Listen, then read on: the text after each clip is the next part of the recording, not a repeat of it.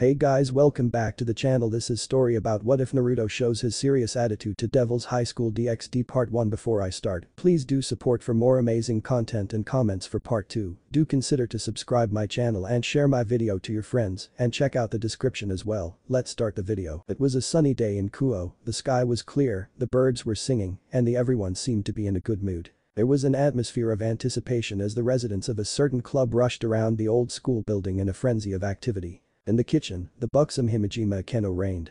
Her prowess as the Occult Research Club's greatest cook was undeniable, which put her in charge of preparing the soup to be served later.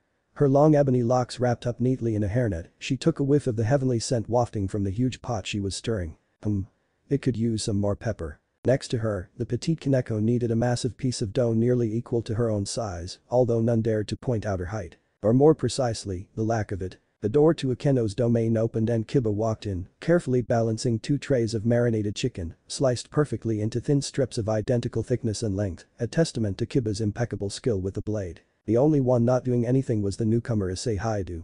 Even the usually indolent Rias was getting her hands dirty, hurriedly scrubbing down the windows as Asia scurried about, straightening the cushions adorning the living room sofas. To the boy's credit, Issei had just arrived and hadn't a clue on what was going on. "Asia, what's all the fuss about?" Issei asked the former nun as she clapped her petite hands together in joy, the little bishop having perfectly completed another task. The cushions were now impeccably arranged, each square carefully balanced on a single tip atop the sofas. The club room was usually sufficiently neat and clean, and the brunette was stumped as to why they were all going the extra mile now. Rias was even polishing the windows and brushing down the furniture by hand. In the short time they had known each other, he'd never seen her lift a finger for house chores. After all, that was what they had familiars for. On that note, where were said familiars? Ah, Issei-san. Asia stopped and turned towards the boy. "I'm not sure either, but you didn't tell me why we were cleaning when she asked me to help, but I think we will be meeting someone important here today." Huh? Issei furrowed his eyebrows in confusion. No one had mentioned anything recently. How long had he been kept out of the loop? Yes, Kiba, Kaneko and Akeno-san are all in the kitchen cooking a very big lunch. Asia blinked as if just recalling something. "But you told me to tell you when you arrived to help out the familiars with the shopping. But I think they're almost done by now." Rias was just about to proceed to cleaning the bookcase when she noticed that her pawn had arrived. "Issei, why are you just standing there? Get busy, we've still got much to do," she exclaimed, waving her feather brush energetically at the bewildered brunette. But you, what's going on? What do you need me to do?" "I didn't tell you." "Right, of course I didn't. We only got news this morning." Rias stopped rambling, pinching the bridge of her nose as she lamented her perpetual forgetfulness. Then a bright warm smile adorned her visage as she exclaimed excitedly. "Naruto is finally coming back today." Issei's gut clenched, tying itself into knots at his king's exuberant response to the impending arrival of this Naruto. Who was this guy? Who was he to her? Why was Rias so excited to see him? What made him so special? A million questions surged through his mind, but only one word made it out of his lips. "Naruto? Yeah, he's another member of my peerage. He rarely shows up because he's always busy dealing with other important affairs elsewhere." Rias frowned in mild irritation for a second before smiling brightly. "But he's coming back today, hopefully for good." Issei frowned, then covered it up with a half smile while clenching his fist. "Sounds like a jerk," he muttered under his breath. Smack! Rias smacked him across the face. He hadn't meant to say it out loud, but had done so anyway. "You don't know him like I do. Don't talk about him like that." She glared and then glanced to the side. "Go help the familiars unpack." She turned away and proceeded to rearrange the multitudes of books adorning her personal bookshelf. Issei stared at her stiff back as she mechanically went about her task, obviously truly angry at him. It was the first time she had ever shown him that expression. Sure, she had been disappointed when he left to save Asia without her permission, but that reaction had been nothing like this. Seriously, just what did this Naruto guy mean to her? An hour later, the sun was setting and the peerage had gathered outside the school gate in anticipation of their missing member's long-awaited return. Rias and Akeno were front and center, both jostling to be the first to welcome Naruto back. Wisely avoiding the brewing catfight, Kiba and Kaneko stood to the left, with Asia and Issei bringing up the rear. Ever since he had been struck, Issei couldn't get his mind off of the blow. And the person whom his king had defended so earnestly. The SST, Kiba. Issei nudged the gently smiling blonde with his elbow. "What kind of guy is he?" "Naruto?" Kiba tilted his head innocently, blonde locks swaying. "Yeah, him. What kind of person is he?" "That's a tough question, I've only met him once and it was years ago. And our first meeting didn't go so well either." "Oh?" Issei's interest was piqued. Rare was it that Kiba made a bad first impression on someone. His flawless looks and graceful, gentle manner had charmed all far and wide. The multitudes of rabid fangirls in the academy could testify to that. Kiba rubbed his chin thoughtfully, mild regret tinging his bluish-gray orbs. I was a complicated kid with a chip on my shoulder back then, and I lashed out at him in frustration when we first met. He smacked me around the entire Grimoire estate and I was unable to sit properly for a whole week. Sounds like a jerk to me. Issei muttered sourly. Shaking his head fondly, Kiba defended his fellow peerage member. It was my fault really. I attacked him first. He's an odd guy. If I were to describe him, he's sorta like a mixture of a fox and a tiger. He always had a cheeky smile on, and he could sometimes be a bit condescending and annoying. He really hated being interrupted whenever he was eating ramen. He rarely started fights, but always finished them. Especially if you stole from his precious stash of instant ramen. Here, Kiba shuddered. Akeno had been chased up and down the Grimoire household when the blonde had discovered that she had pilfered his most precious treasure, cackling evilly as she led him on a wild goose chase. Despite ending up quite bruised from his righteous fury, she had thoroughly enjoyed teasing him, barely concealing her moans of pleasure as he tackled her into submission and proceeded to punish her. Was it really punishment if the one being punished enjoyed it more than you did? Kiba hadn't known who he feared more than the furious blonde or his insane queen. Shaking his head at the fond memory, Kiba turned back to Issei. I really didn't like him back then, or many things for that matter. But he proved himself to be trustworthy and loyal in time. I see. Issei nodded in understanding. He would reserve judgment. For now. Rias and Akeno knew him better and they both are very fond of him, so he can't be that bad. Kiba concluded. A knot in Issei's chest tightened. Is that him? Kaneko pointed at a silhouette ahead approaching the school gates. She needed no reply as Rias slammed open the gates, sprinting forth before tackling him in a hug, followed closely by her queen, who couldn't believe she had been outran by her king. Sporting an untamed wild mane of blonde hair with two bangs stretching to his broad shoulders, Naruto grinned, sky blue orbs glimmering with amusement as he wrapped his ecstatic king in a tight welcoming embrace. You were gone for so long this time, Rias muttered, her voice muffled as she buried her face in his chest, arms wrapped tightly around Naruto. The sun overhead made it hard to discern any specific features beyond his angular face and chiseled cheekbones, apart from the black jacket, white muscle shirt and black slacks the blonde sported. Outing, Akeno refused to let Rias monopolize the blonde, quickly squeezing past her protesting king as she wrapped her arms around Naruto's muscled back, tiptoeing slightly to place her chin on his shoulder, whining into his ear. I missed you too, UKNOW. Issei's heart ached, it hurt to watch them, and it got worse after the reunited trio finally separated, Rias and Akeno, each claiming an arm as they led Naruto into the compound, chattering animatedly as they caught each other up after being separated for such a long spell. As he approached, his features left the sun's glare and became clear to see. Issei was once again reminded of how Kiba had described him as a hybrid of a fox and a tiger. Whiskers adorned both sides of his face, and the cheeky, mischievous smile bore a stark resemblance to a fox's own cunning grin. However, the blonde's confident posture, prowling gait and striking presence could be interpreted as nothing other than the king of predators. The tiger. Quite the combination. How am I supposed to compete with that? Issei protested mentally as he watched Naruto stride confidently and swiftly up to the gathered peerage. Naruto, these are the new members of the peerage I've told you about. Kaneko, Argento Asia and Haidu Issei. Rias chattered excitedly, briefly releasing his arm from her death grip as she gestured to them with her left hand. He really is just as you described. Cute eyes, lustful yet innocent, a strange combination. Naruto commented before smiling warmly as he extended his hand. I'm Naruto, nice to meet you. Issei looked at his outstretched hand then at Rias and Akeno, who both eyed him intently, before he conceded and shook it briefly. I smell ramen. Naruto turned away from Issei and the others, his nose twitching as he sniffed deeply. Lots of ramen. Oh, this smells great. Where is this heavenly scent coming from? From the clubhouse, Akeno stepped forth proudly, laying her head on his shoulder as she traced her index finger on his chest. We know, I made it for you. Issei stifled the desire to groan and instead rolled his eyes. Really? Whoa, what we still doing here then, let's eat. Naruto's eyes glimmered with barely restrained enthusiasm and anticipation, scooping up the suddenly squealing queen into his welcoming arms before he bolted for the clubroom at top speeds. An hour later, as it turned out, Naruto wasn't that bad a guy as Issei had initially believed. He was, in fact, very friendly and open, wearing his heart on his sleeve. The blonde reclined comfortably in his favorite armchair, joking and chattering away at the rest of the peerage who had gathered around the coffee table, listening attentively as Naruto shared some of the more interesting stories of his travels. Why haven't you visited earlier? The lively conversation stopped after those words came out of Issei's mouth, an awkward silence arising at the sudden interruption before all eyes turned to Naruto. Despite spoiling the cheerful mood, that had been a good question. Is he? Naruto mumbled as he stuffed a chocolate chip cookie into his mouth, hands already reaching for more of Kaneko's freshly baked treats. Couldn't you have just teleport here with a magic circle? Nope, I wish I could use them. My life would be a lot easier that way, you do understand, right? Actually yeah, I do. For some reason magic circles also don't work for me, Issei sighed in relief. Finally, someone who understood his plight. It'd be strange if it did, given that you have a dragon inside you. A devil's magical circle can't transport a dragon. The only way to summon a dragon is through the dragon's gate and only another dragon can open it. Naruto remarked offhandedly as he snatched an entire tray of brownies laced with peanut butter that had been cooling on the coffee table after just exiting the oven. He could never resist Kaneko's treats, especially when she deigned to actually get down to making them.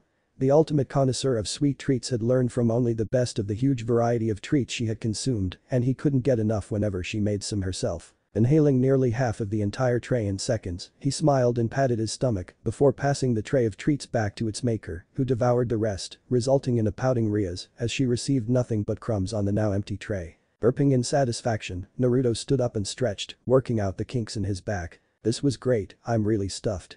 How about we take an hour to digest, then you rookies show me your moves. Sounds like a good idea, Rias got up, snatched up an arm, dragging him away to her private chambers. In the meantime I think we have a lot to talk about. Oh boy, Naruto muttered to himself as he was pulled away unrelentingly by a determined Rias. Okay, but be gentle with me, I'll see you guys later. The door to Rias' chambers slammed shut, drowning out Rias' embarrassed whines at Naruto's choice of words. Well, that's that I guess. Kiba got up and proceeded to leave. I'm going to get ready and you guys should too. Knowing him, it's going to be a hell of a wake-up call. Fortunately, now we have Asia to heal us after we regain consciousness from the inevitable beatdown. Asia blushed at being singled out for praise. Senpai will participate too. Kaneko asked while tugging at Kiba's shirt, golden orbs widening as her lips trembled slightly. She had long since realized how to weaponize Hiharine cuteness to get her way in things. Kiba paused, even he was not immune to her weaponized cuteness, before he flashed a gentle smile and patted her head reassuringly. Sure, sounds like a great opportunity to test myself and gauge the difference between Naruto and I. You're welcome to join me in preparation, just going to do some light exercises to limber up. I'll be okay, Kaneko shook her head and released his shirt, going to eat more cookies. Akeno leapt up and followed closely behind the petite rook, salivating at the prospect of eating more of Kaneko's heavenly treats. She rarely made them unless Naruto was here to enjoy it. Until Kaneko pointedly shattered her hopes and dreams with a blank stare along with a dull announcement. Don't bother. I'm not planning to share. Gasping at the betrayal, Akeno scooped up the diminutive rook, squishing her head into her bountiful cleavage, before whining pitifully as the pair headed for the kitchen. Oh come on, sharing is caring, my darling Kouhai. Kiba stared blankly at the retreating pair, stunned by Kaneko's blunt rejection, before he shook himself out of his trance. He paused to glance at Issei, then sighed and left without a word. Issei caught onto Kiba's blatant warning and frowned, while Asia patted his shoulder reassuringly. I'm sure you will be fine, Issei-san. Naruto-san can't be so bad, he seems like a nice person. Fu, I wouldn't count on that. Akeno gave them one of her not-so-nice girl smiles as she returned from her successful venture, having pestered Kaneko till she gave in and surrendered one of her precious brownies, which was currently cradled possessively in her bosom. Raising a hand to her cheek, Akeno sighed in masochistic pleasure, he's always been brutal when it came to training. I've missed sparring with him. He could both take and dish out lots of punishment. He was always bad at pulling his punches. Even with you and Butchu? Issei asked, his previous anger for the whiskered blonde making a rapid comeback. Yes, even us. Akeno's visage gained a nostalgic expression. It was normal for us to get out of spars with black eyes and busted lips at least, although I once got in a good lick on him that left him having to eat soup and liquids for a good week. Wow, when you put it like that he kinda sounds like a prick, I don't think I could hit you or butt you, or any other girl. Issei commented. Akeno raised an eyebrow. Why not? Because Issei fidgeted and looked down, you know. Yufufu, you're so cute. Akeno pinched his cheek. It's cute that you wouldn't, but it's also a bit insulting. Him always taking us seriously is one of the things I like about him. He sees us not as weak damsels, but as strong women with potential for further growth. He isn't a bad guy, so don't say that about him, especially behind his back. A hint of disapproval colored her tone. Sorry. Don't worry about it, he probably wouldn't care anyway. It's just rude to talk behind someone's back, especially since he's one of us. Akeno began to collect the empty dishes abandoned at the dining table, stacking up the bowls and cutlery. Even if he doesn't know you well enough yet, now that you are officially part of our little family, I'm sure that if it came down to it, he'd die for you without hesitation. Appropriately chastised, Issei nodded at Akeno and turned around. I'm going to go get ready. Asia stayed behind to help Akeno with the dishes. Making his way out of the old school building, Issei plopped down on the grass with a sigh, pillowing his hands under his head as he looked up at the sky contemplatively, trying to organize his muddled thoughts. Naruto appeared to be someone unreliable that was never around when needed, yet his compatriots swore by his loyalty and trustworthiness. He routinely beat them up in training, and they praised him for it, even Rias and Akeno. Furthermore, Rias seemed to have no compunctions in wanting to spend some alone time with him, especially with the way she'd said it. From first-hand experience he seemed like a decent guy, cheeky, mischievous and confident. A part of Issei liked him, but a far larger part hated him for Rias and Akeno thinking so highly of him. They defended Naruto without hesitation, went out of their way to welcome him back, and clung to him the moment they saw each other again. How could that be anything other than them harboring feelings for the blonde? If Issei was in Naruto's shoes, he wouldn't leave them behind while he went away on his own missions, he wouldn't beat them up in training, he'd treasure them, so would they pick him. Thoughts of Rias and Naruto alone in a room kept surfacing in Issei's mind. He'd try to bury those thoughts, but his overactive imagination kept conjuring up vivid torturous scenes that made his stomach clench as he closed his eyes, shaking his head to get rid of those traitorous thoughts. A hand was placed on Issei's shoulder. He was shaken from his stupor and blinked owlishly as he stared at the curtain of blonde hair hanging over his face, bringing with it the scent of freshly plucked lilies. It was Asia, the petite nun on her knees beside him, peering at him adorably with her large innocent viridian orbs. Stunned that Asia, of all people, had managed to sneak up on him, he sat up and looked behind him. Naruto stood a couple of yards to his right with his arms crossed, a foxy grin decorating his visage, flanked by Kaneko and Kiba. Akeno brought up the rear. Rias was presumably still in her private quarters. All eyes were on Issei. Huh? The pawn stuttered, confused as to why everyone was gathered around him. Are you ready, Issei-san? Asia asked while leaning closer to him, the delicate smell of lilies once again pervading his nostrils. Issei blushed, red tinging his cheeks as he strained not to react from the former nun's proximity. Down, boy. Down. Naruto snickered in the background at his predicament. As Issei wallowed in the midst of his self-imposed mental torture, a full hour had already passed, and he missed both the march of time and the peerage gathering behind him. Yeah, I'm ready. Issei got up and patted down his pants, brushing off the grass clinging to the fabric of his uniform. Flexing his neck, Issei cracked his knuckles, ready to see how he measured up against his erstwhile nemesis, beckoning teasingly at Naruto, he taunted. Bring it on. Naruto's leveled a deadpan look at him, not rising to the bait. Turning around to face Kaneko, he clarified. The intent of this exercise is for you rookies to show me what you're capable of. As your senpai, I will be the one evaluating you, although Akeno will be watching. Kiba, as the senior one here, you will have to show them how it's done. When you're ready, then come at me. Naruto casually slipped off his black jacket, folding it neatly before passing it to Akeno, who smiled warmly at Naruto before donning the jacket herself, luxuriating in Naruto's unique warmth and scent. Rias would have been proud of her if she hadn't been pouting impotently at having missed out on an opportunity herself. Akeno. 2978. Rias. 48. Twirling a strand of long ebony hair, the queen smirked in victory as she tallied the slightly skewed scoreboard to include her latest win. Now clad in a comfortable white muscle shirt, Naruto flexed slightly, working out the kinks before hopping slightly on the spot, limbering up as his chiseled form rippled under the well-fitted shirt. With a cocky smirk adorning his face, he pointed at Kiba before beckoning confidently. Needing no further prompting, Kiba leapt straight at Naruto, a red scimitar materializing mid-leap in his right hand, his night-given speed eating up the distance between the opponents in a blink of an eye. Despite Kiba's rapid approach, Naruto remained stationary, calmly bouncing lightly on the balls of his feet, patiently waiting. He didn't have long to wait. The blonde knight reappeared in front of Naruto, his entire body leaping up as he crashed his blade downwards with all his strength, augmented by gravity's pull on his body's weight, culminating in a brutal powerful sword strike, almost invisible to the naked eye. Naruto merely smiled and lightly hopped backwards, his light jump integrating perfectly into the timing of his constant hops as he slowly warmed up. Kiba's sword tip whistled as it sliced the air barely an inch before Naruto's nose, making Kiba swear under his breath. He had been aiming for Naruto's neck in that strike, not holding anything back in order to stand a chance against the deceptively calm blonde. Having overextended, Kiba didn't bother slowing down. Instead he shifted his stance, lowering his center of gravity before swinging his sword around in a full circle, seamlessly integrating the movement efficiently to flow into another attack. Naruto's smile widened.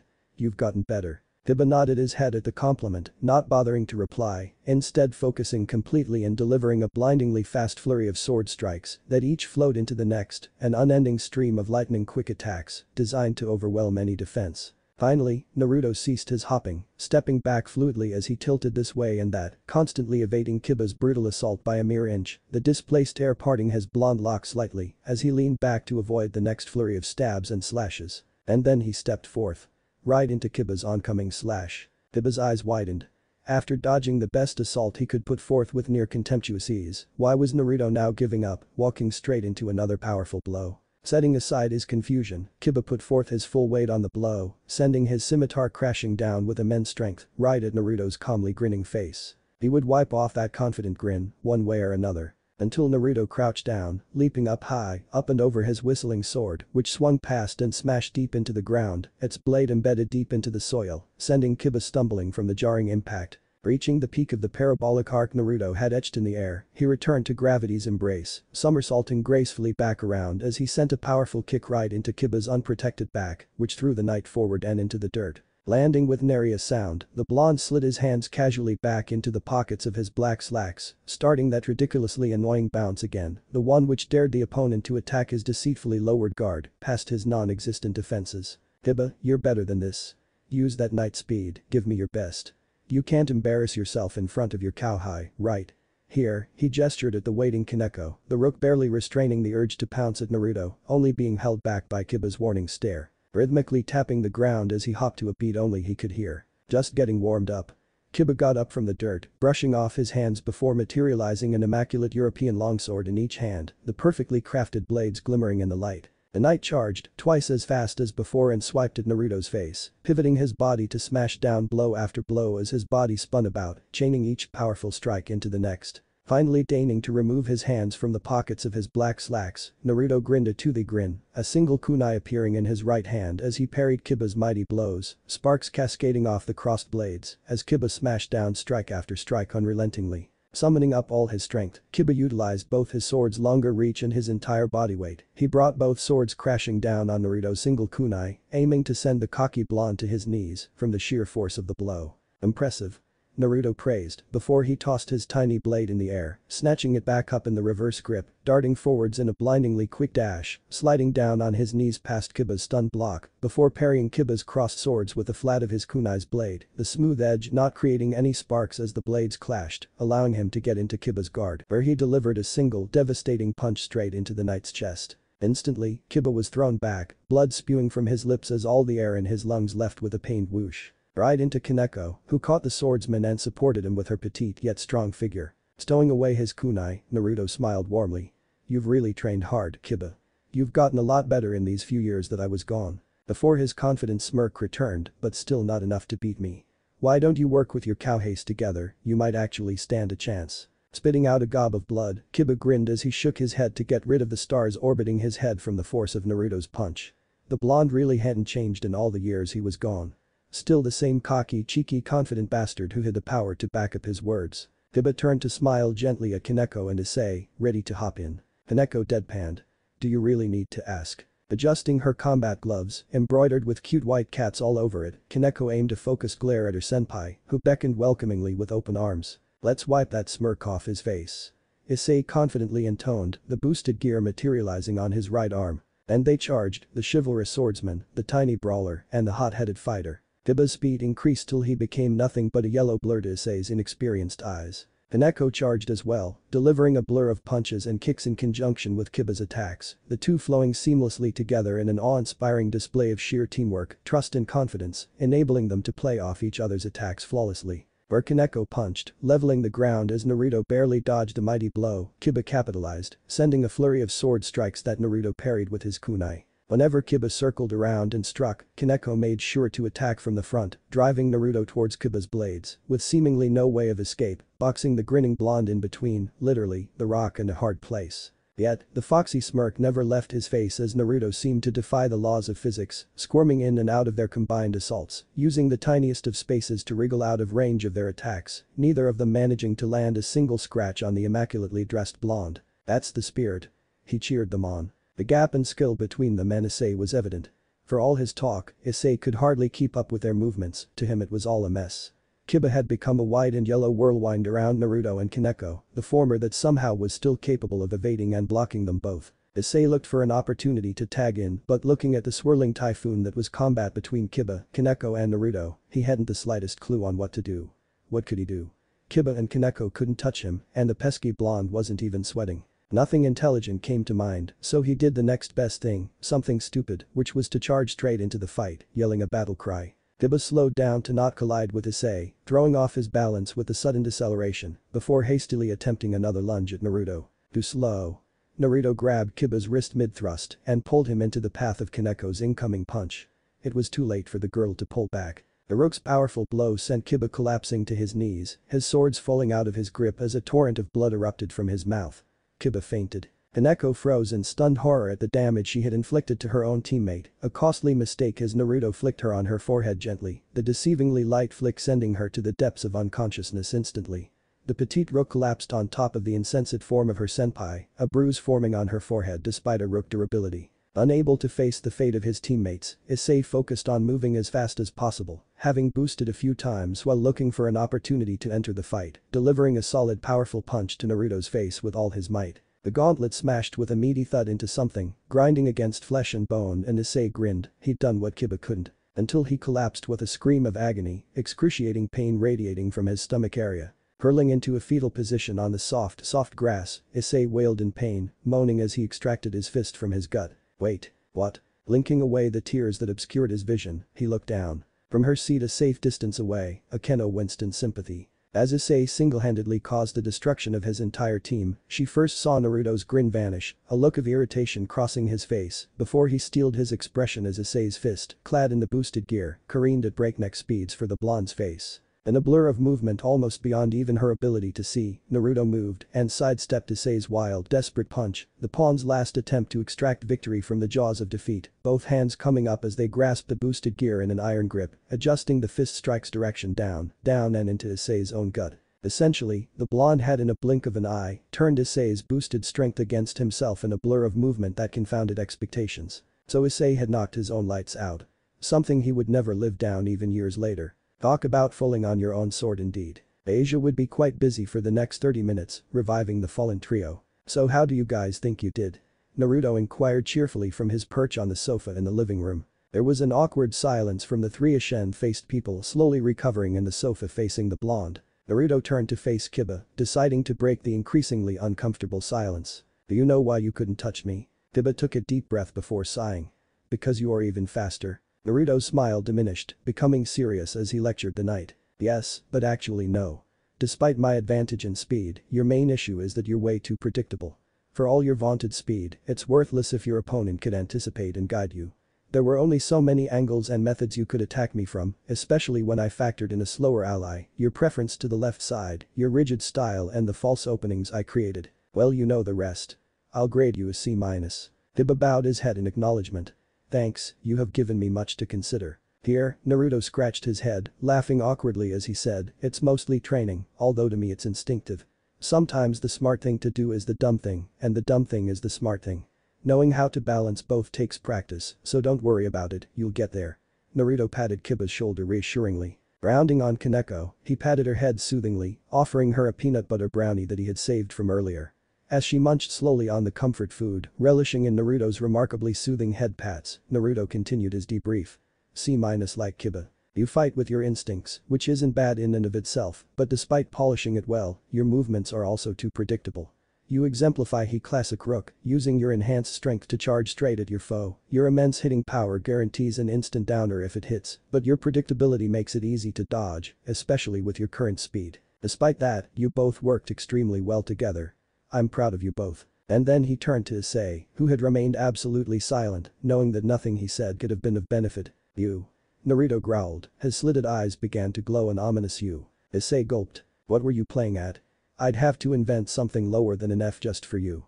You need to work on everything, frankly, running in like that was the worst possible decision you could have made. Kiba had to slow down so that you two wouldn't have crashed hard, which led to the downfall of the teamwork between Kaneko and him. You alone caused them to lose formation and get taken out. You rely too much on your sacred gear for power, and you don't think hard enough on how to use it properly. Issei clenched his fist, biting back the rage that threatened to erupt. This isn't right, you barely gave me time to prepare. He protested. Prepare? You think your enemy is going to sit there and watch you power up?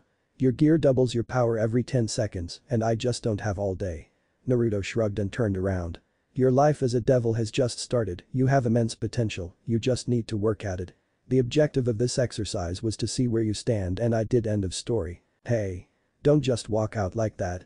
Where are you going? Naruto stopped and glanced back over his shoulder, his blue eyes blazing in a cold fury, and Issei's body stiffened instinctively, a cold shiver running down his spine. The boosted gear materialized upon his instinctive recoiling in fear of a superior enemy. Listen, buddy. I don't feel like arguing with you right now, so don't push your luck. You have nothing to prove anyway, you are what you are, there is no shame in being weak. If you don't like it then train and get stronger, it's really that simple. The pressure crushing down on Issei eased and Naruto calmly exited the building, vaulting easily over the academy's walls before disappearing from view. Issei's gauntlet disappeared and he clenched his fists in impotent fury. Naruto was wrong, he did have something to prove, this was his chance to show Rias that he was strong. Rias? Issei looked round for his beloved king, but she remained elusive. Why was she still cooped up in her private chambers? The room was now empty apart from him and Akeno, who had remained silent throughout the debrief, Kaneko and Kiba having left after Naruto did. Something isn't right, Akeno said to herself, bringing Issei's attention to her. I should talk with him. Issei reached to her, but it was too late, the queen followed Naruto, wings unfurling as she glided gracefully out of the room in pursuit of the blonde. He frowned and turned back to the now empty club room, today really wasn't his day. On his way back home, he glanced up at the window of the second floor, only to see Rias looking down blankly. She looked sad, her eyes were puffy and her hair a bit messy. As if she had been in an argument. What had happened between Naruto and her? Later, with Naruto, it was now dark and cold, the sun having long set after the fiasco just now, the dim street lights illuminating Naruto's path as he strolled throughout Kuo. He'd been roaming around since he left the school without any particular destination in mind, simply retracing the routes engraved in his memory. Following the wind like he'd done for most of his life. Kuo was a strange city, for the peace and overall tranquility of the city was nothing but a facade. The feeling it gave off wasn't a foreign one, Naruto had felt it before in other cities in different ways, the feeling of fate's machinations. Something was about to happen, something big, if not now or tomorrow then soon enough. Whatever happens here will somehow relate to Rias and that kid, Issei Haidu. He sighed and scratched the back of his head.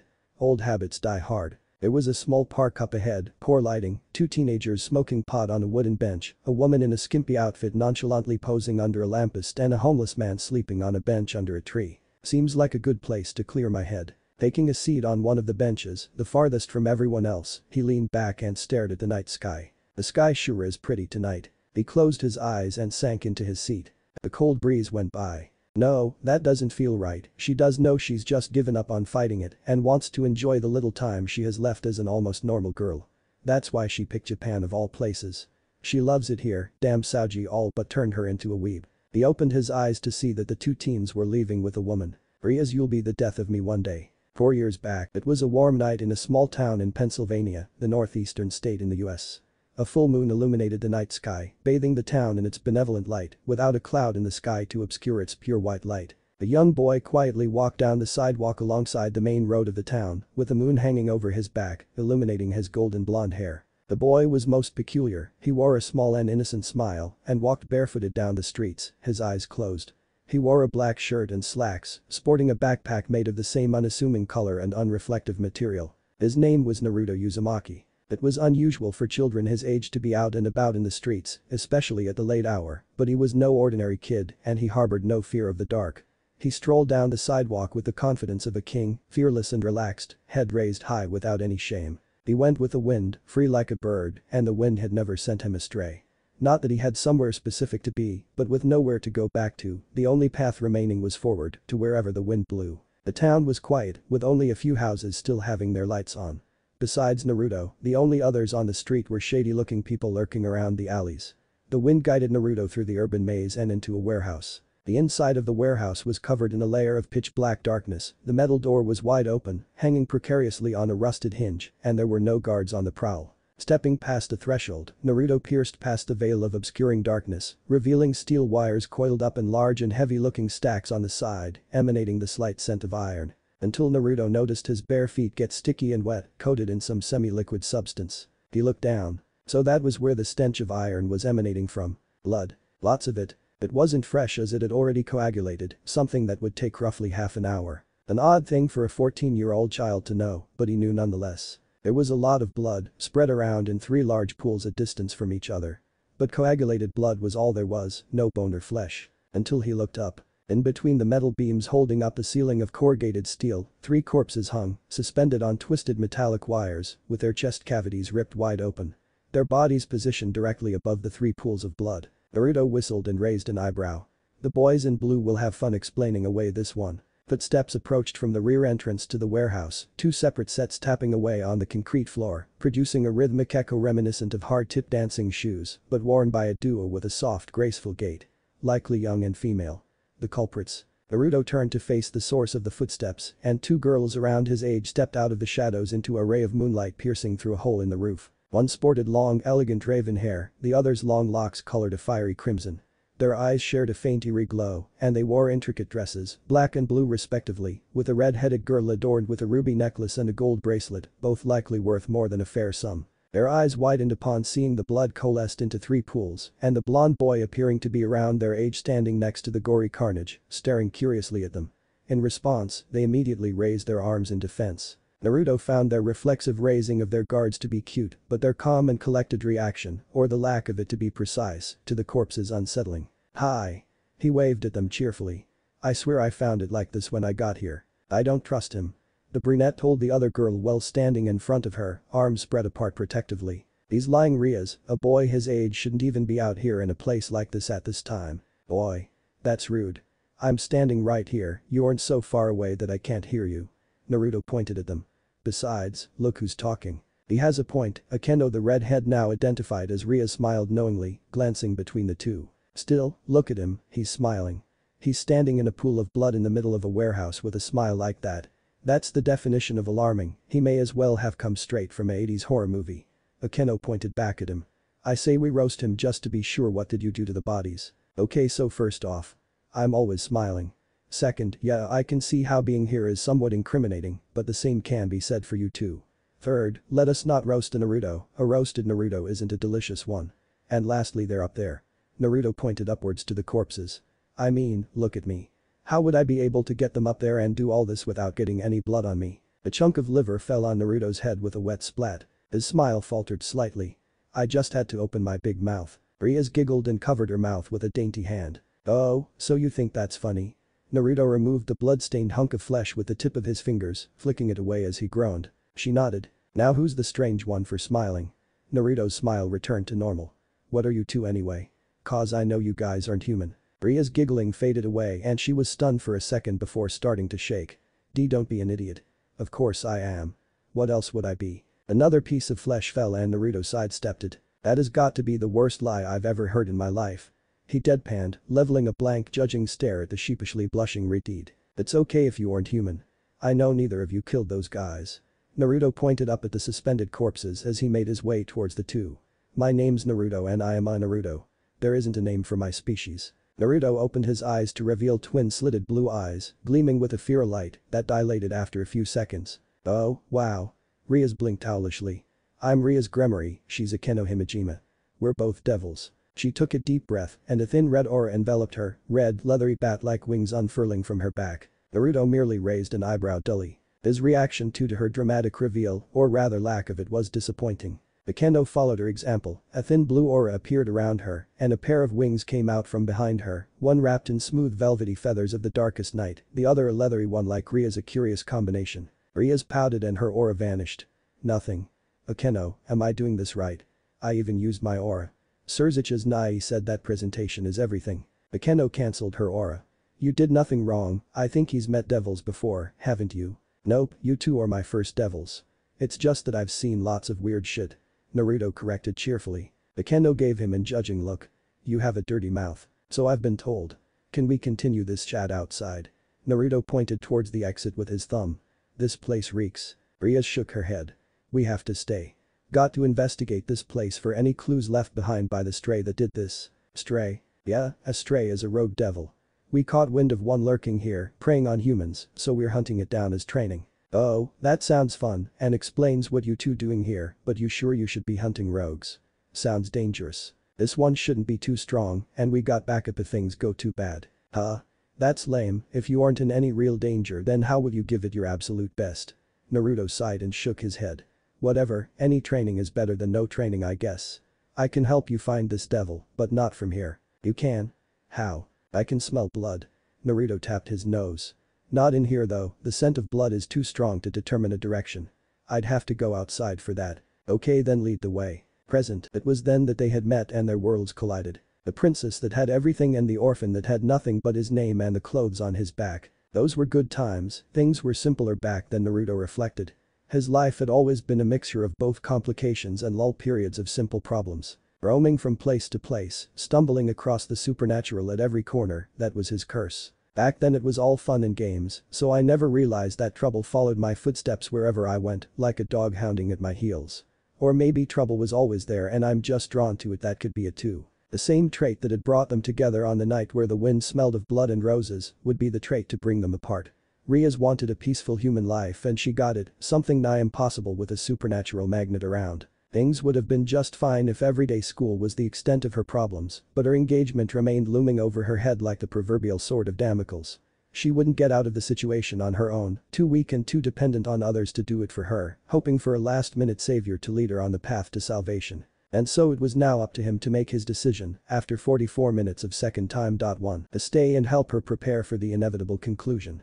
The final clause of the contract were at the very last minute, should the two fiancés still not see eye to eye, to resolve it all in a final unofficial rating game. Or to leave it to fate and do things his way, seizing the opportunity in the US of the missing Olympian Master Bolt, but in the process letting her fend for herself and possibly lose. Naruto felt that he couldn't just bail her out, it'd be besides the point. The whole reason she couldn't get herself out of it like Sona was that she was too passive to take an initiative and train or do something. But was the lesson worth it? Was breaking her heart worth it? It had to be. Surziches won't even dare to interfere directly, that fucking Dottie hides behind his role as a Mayu, making excuses that he can't be biased, but fuck that. As if Seraphil even knew the meaning of the word when it came to her sister. Damn cis cons. Besides, what could they even do to the strongest super devil in existence, even if he did show favoritism? Banish him? How would they do that? Who would they send to do that? The only other devil that could even stand up to him was Ajuka, and they're as thick as thieves. It was common knowledge that wherever Surziches went, Ajuka followed. Losing both at once over some ruffled feathers, literally, would be too much to bear. He straightened his back, shook his head and spat on the floor, a contemptuous sneer appearing briefly on his visage. He just doesn't want to stain his image. Lucifer the Prideful, a fitting title. They should add the coward to it as well, or maybe Graphia is the one holding him back.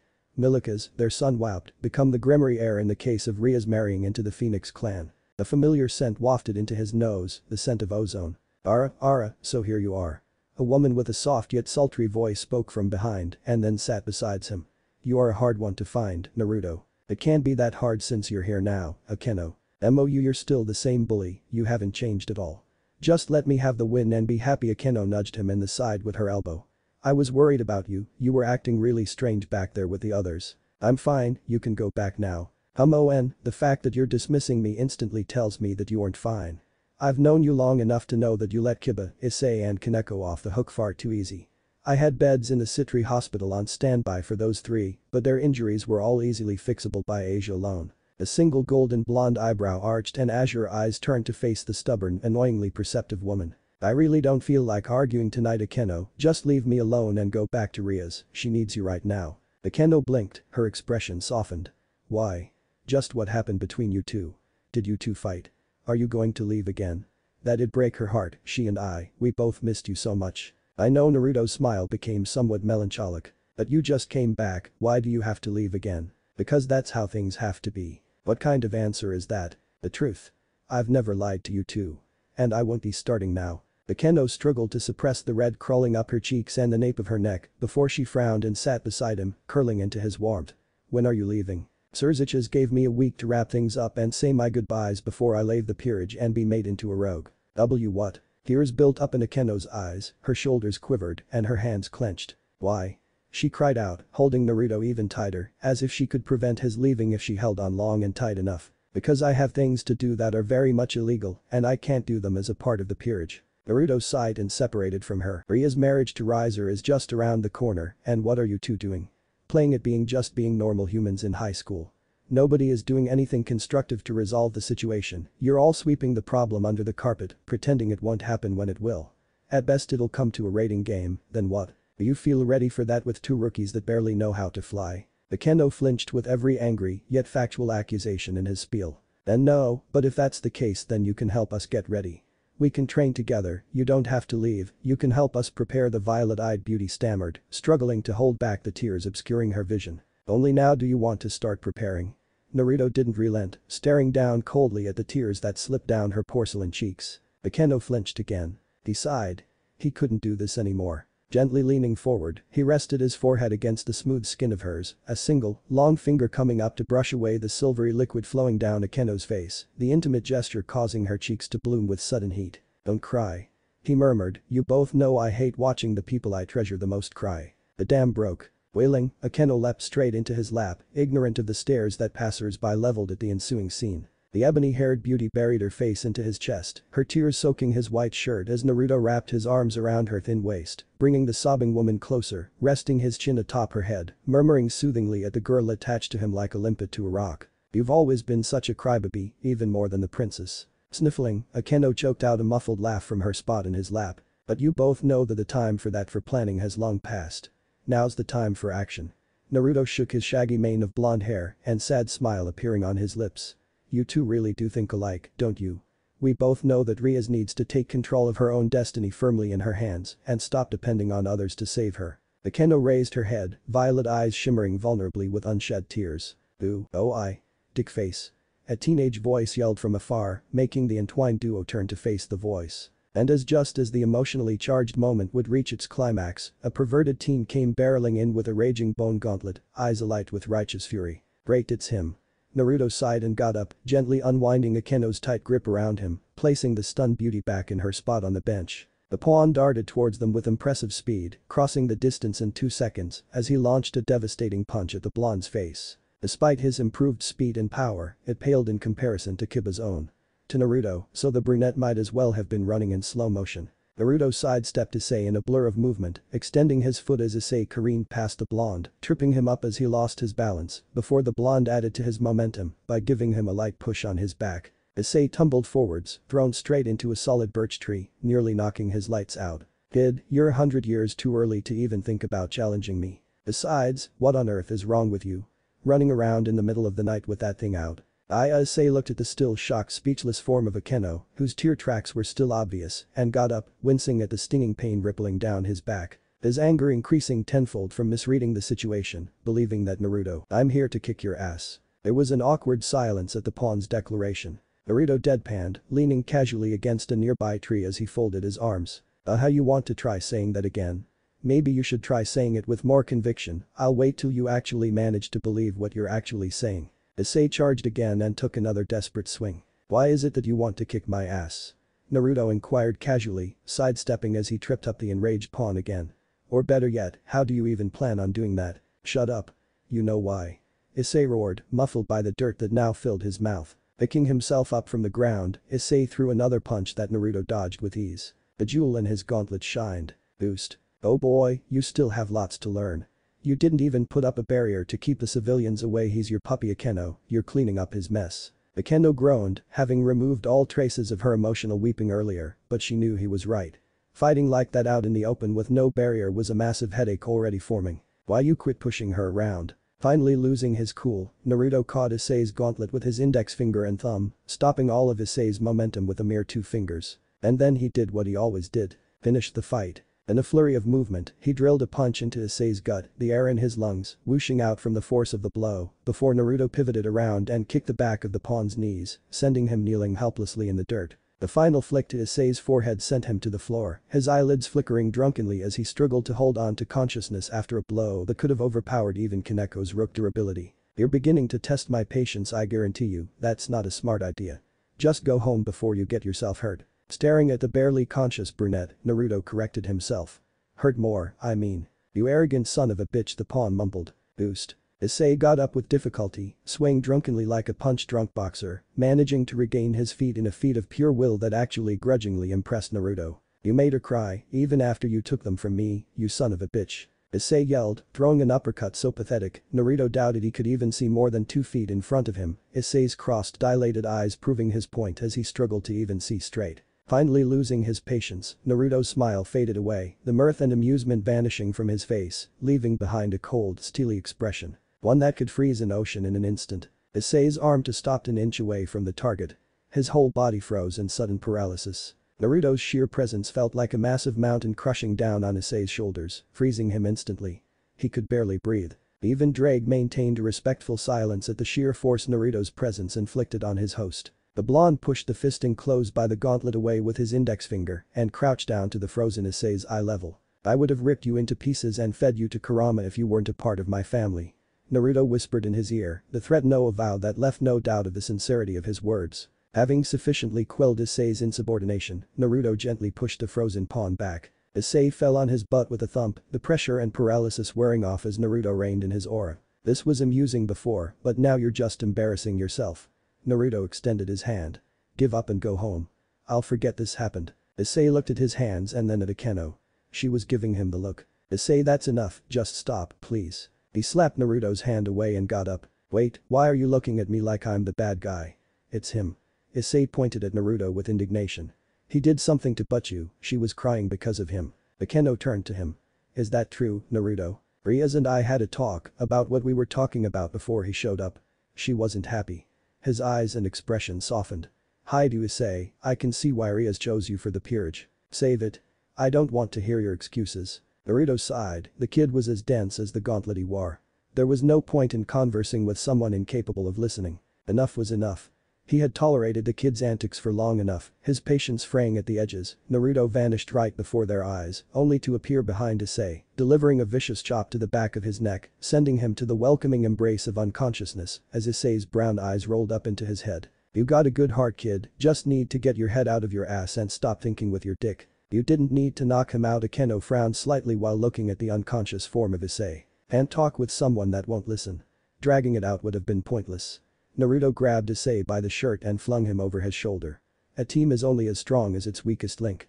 He'll be the end of you and me." "He isn't that bad." Naruto rolled his eyes. "You're right, he's worse, and I'm not talking about just his pervertedness. He's immature, thinks with his nothing but his dick, and has no battle awareness or instincts. We know how Rias is, when things go south she'd take his place and bail him out, and as poetic as self-sacrifice is, it shouldn't be the first option." "That's a pessimistic view." "It might be, but it's how things are, I've seen it too many times to fall for it again. It's nice and cute for everyone to be dependent on one another, but the more intricate the clock then the easier it is to smash it to pieces. One faulty clog is all it takes." Akeno shifted her eyes trying to find the right words, but before anything came out, he continued. "Which is why we'll have to make this week count if I am to whip you lot into shape before I take my leave." "Want me to?" "Yep, all of you. And when we start you're gonna wish I left." Naruto turned around and left with the unconscious Issei, easily carrying the knocked out brunette over his shoulder as he casually gestured to the crater Issei had been beaten into. "You're in charge of cleanup now. Good luck erasing the memory of everyone that saw him with the boosted gear out before they start posting it on the internet." Akeno groaned in dismay, it was just her luck that something like this would happen. It had been a long night for Rias, having spent it tossing and turning amidst the silk sheets of her bed. Her usual peaceful slumber had remained elusive no matter what she tried.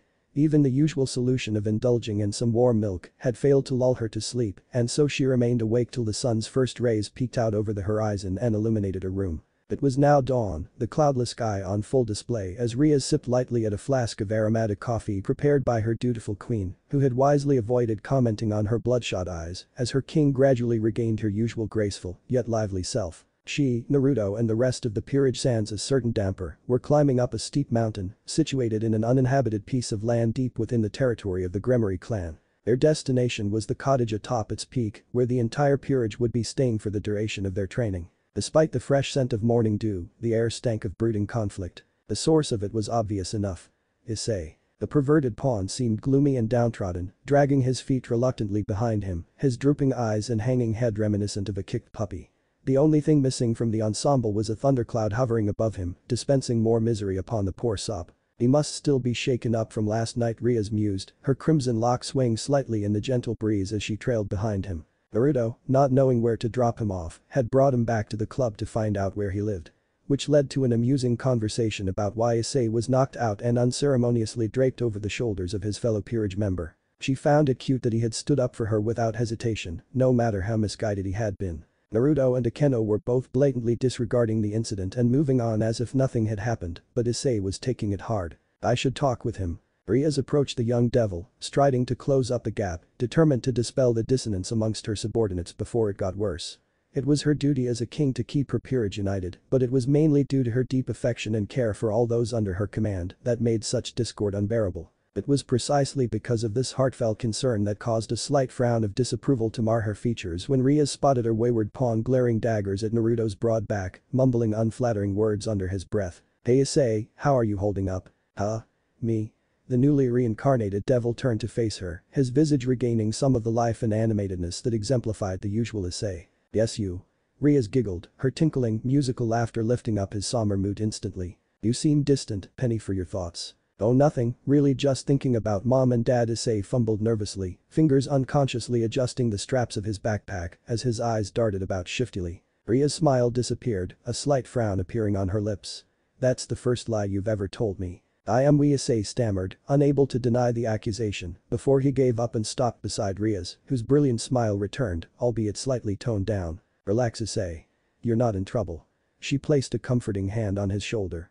I already know what happened. The potent mixture of fear, guilt, embarrassment and anger flashed through Issei's eyes before he stared at his feet, unable to meet his king's unwavering gaze. Of course you do, he muttered, disheartened. He didn't have a choice, I made him tell me. She traced her delicate-looking fingers through his smooth brown locks soothingly. He popped up in the club without warning, you know, with you lying comatose on his shoulder, asking where you lived.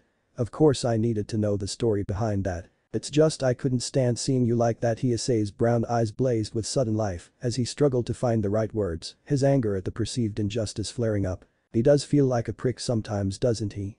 Riaz sighed, pinching the bridge of her nose in exasperation as she acknowledged her pawn's honestly endearing expression of his worry for her. Yeah, Issei mumbled under his breath, his mood darkening, the metaphorical cloud now hurling bolts of lightning at his battered psyche. Riaz spotted a decently sized flat rock nearby and proceeded to sit on it, arranging her ruffled skirt neatly around her crossed legs. Looking at her wayward pawn practically pouting as he stood there, fingers latched onto his backpack straps, she smiled enticingly as she patted the spot beside her. Have a seat, I have a story to tell you. Far ahead, Akeno, who had noticed the duo beginning to lag further behind, arched a perfectly formed eyebrow in inquiry before Riaz waved her on, the queen proceeding to usher the rest of the peerage onwards with the arduous climb. Issei, not wasting the opportunity to get close to his gorgeous king, quickly stepped forth and sat down.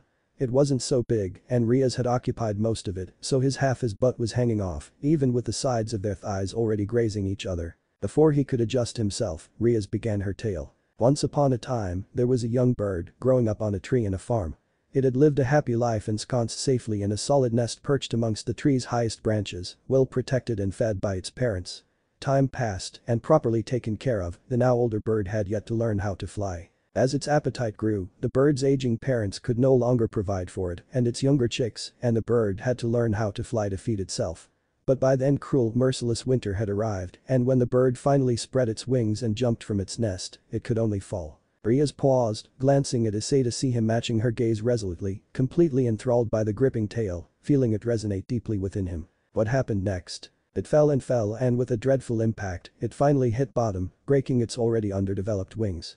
Try as they might, the young bird's aged parents could not even lift it off the ground. Unable to leave the rest of their young undefended, the bird's parents reluctantly left the grounded bird behind to its fate, but then a cow came by and pooped on the bird. Despite the filth, the warm dung provided the trapped bird respite from the unforgiving, biting cold. Riaz leaned back, cerulean eyes drifting upwards to gaze at the cloudless blue sky above in reminiscence as she continued. The bird was so happy that it had cheated certain death that it sang and sang, but its melodic chirps brought about a hungry predator in the form of a house cat.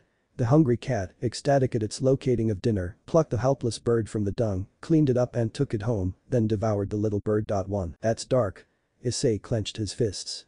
There had been no happy ending to that particular tale. It is. But the real question is, what's your take from the tale? Issei furrowed his brows and scrunched his face in thought. Let's see, the bird should have prepared more before taking the leap. That's one way of seeing it. You see, this story has several lessons, that's just one of them. Riaz got up, brushing down her skirt as she gave him a toothy grin. Listen Issei, not everyone who puts you down is your enemy. Like the story, the cow's dung, no matter how disgusting or degrading, helped keep the bird alive. And like the cat that took it out and ate it, sometimes those who get you out of crappy situations don't always have the best intentions for you. Naruto can't treat you well because he has to keep you alive, he has to be harsh, critical and unforgiving, so that you can see your flaws for what they are and improve yourself. It's a bad situation, but you have to bear with it. Issei contemplated her words in silence, an uneasy look on his face. I'll let you think about it, but come, we have to catch up with the rest. Ria smiled softly, offering a hand to the boy who was taking his first steps on the road to becoming a man. Later, in the cottage, good of you to finally join us. Naruto remarked offhandedly as the brown-haired boy arrived with Rias in tow. Closing the polished oaken door, the pair settled in the nearest unoccupied couch in the finely furnished living room of the cottage. Being the heiress of the noble Gremory clan had many perks. Perks like having full access to the extensive resources of a clan which survived the Great War, a feat not many others could claim, and had prospered after the tumultuous civil war between the old and new Satan factions.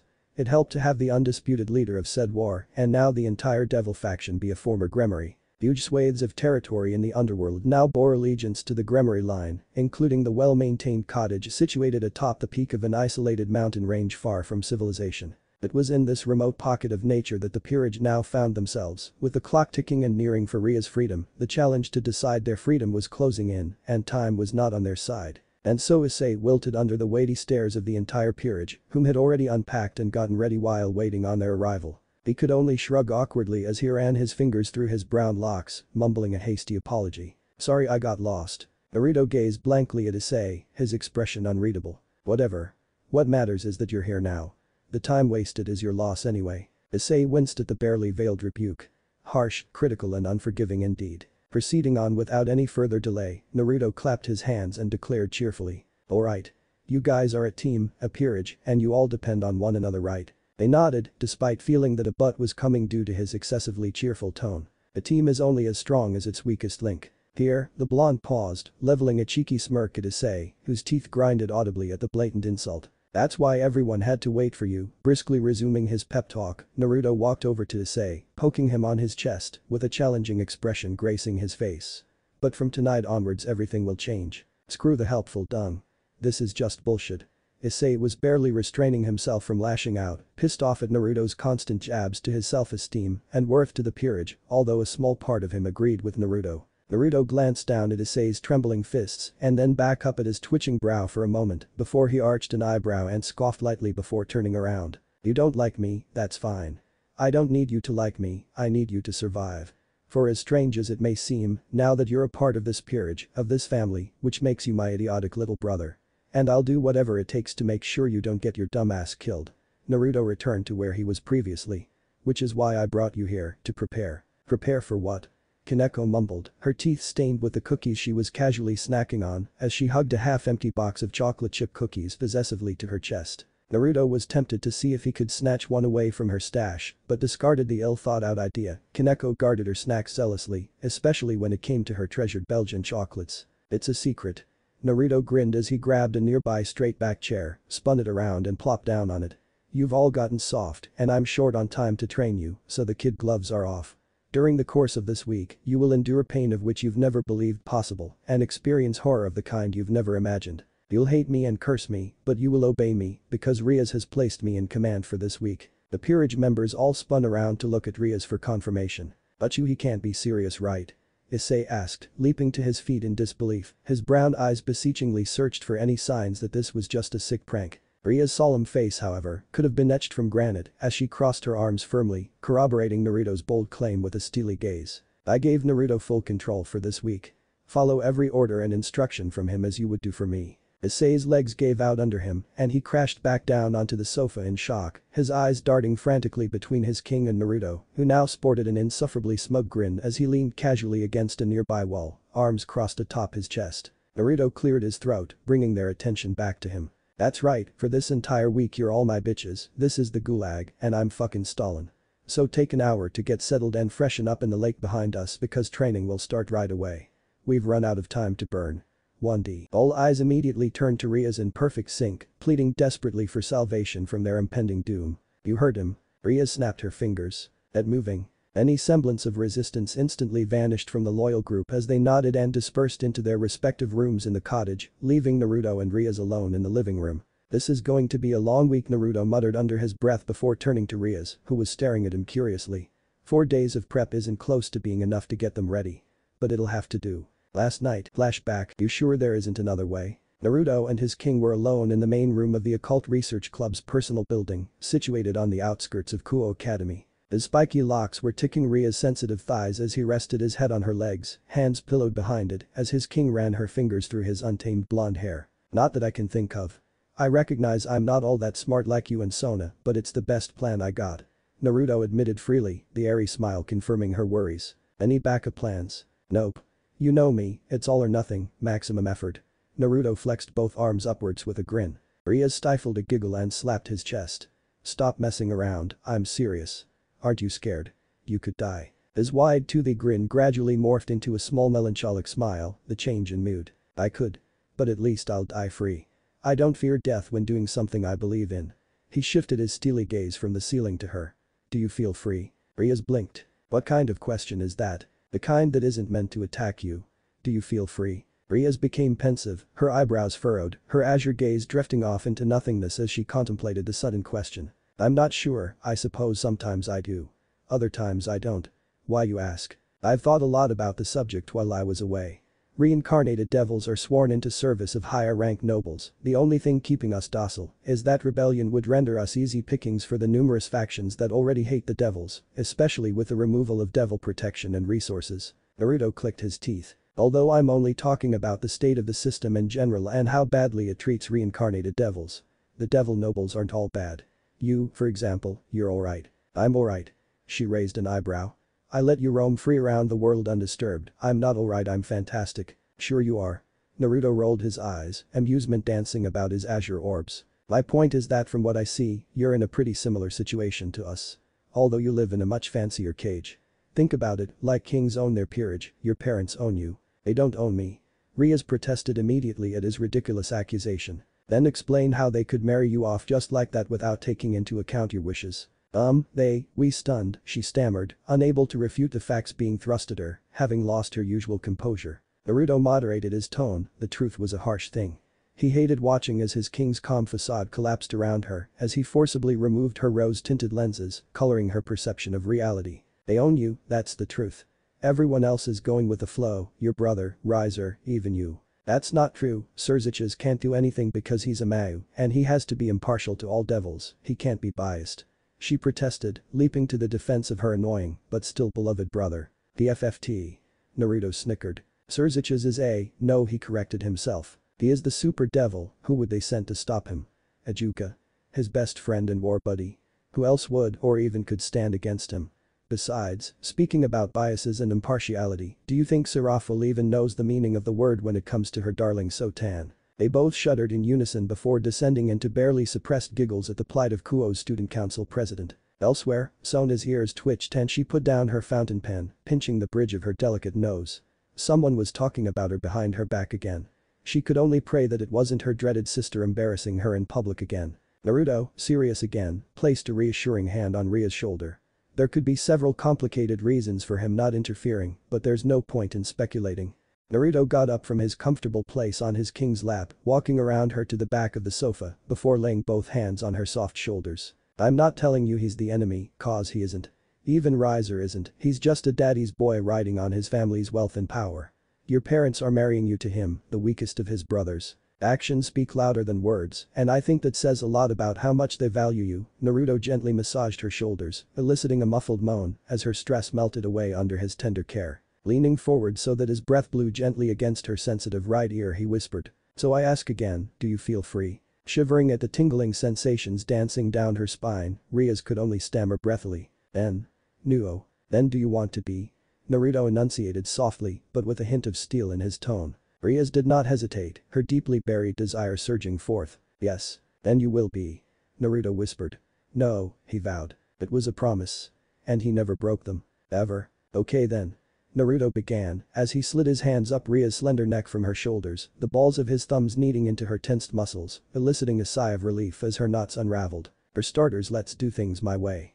I need you to think hard about this problem and try to discover the answer on your own. Find out what are the obstacles denying you your freedom. Is it Riser? Your parents? Here he paused, resting his chin atop her crimson locks. Or is it your own inaction? Figure it out. When you do, then I'll be there with you. Riaz murmured quietly and hesitantly, her muddled thoughts and feelings clouding her usual clarity. "You promise?" Naruto smiled. "Always." And so the seeds of growth were planted.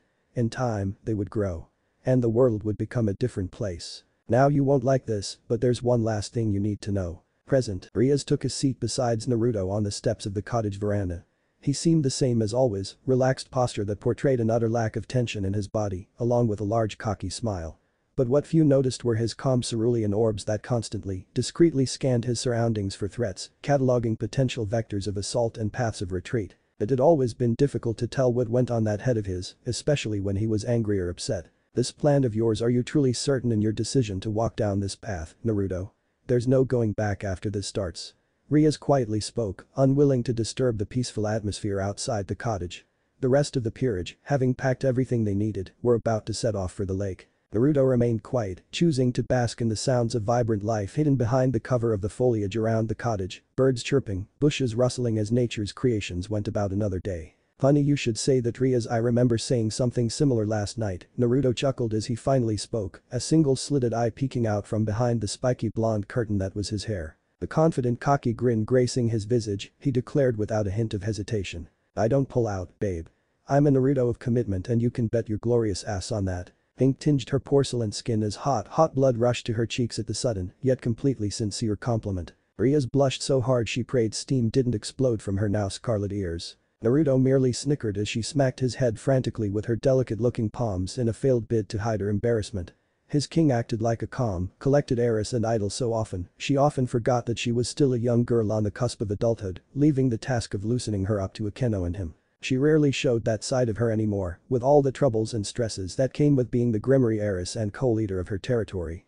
He had missed that rarely displayed side of Riaz that she revealed to almost no one else. Humming out of his introspective mood, he patted her head reassuringly before reminding her of the tasks that remained on the agenda. "Speaking of which, you might want to go take a bath in the lake with the rest to lose your scent, we'll be doing fry and seek soya."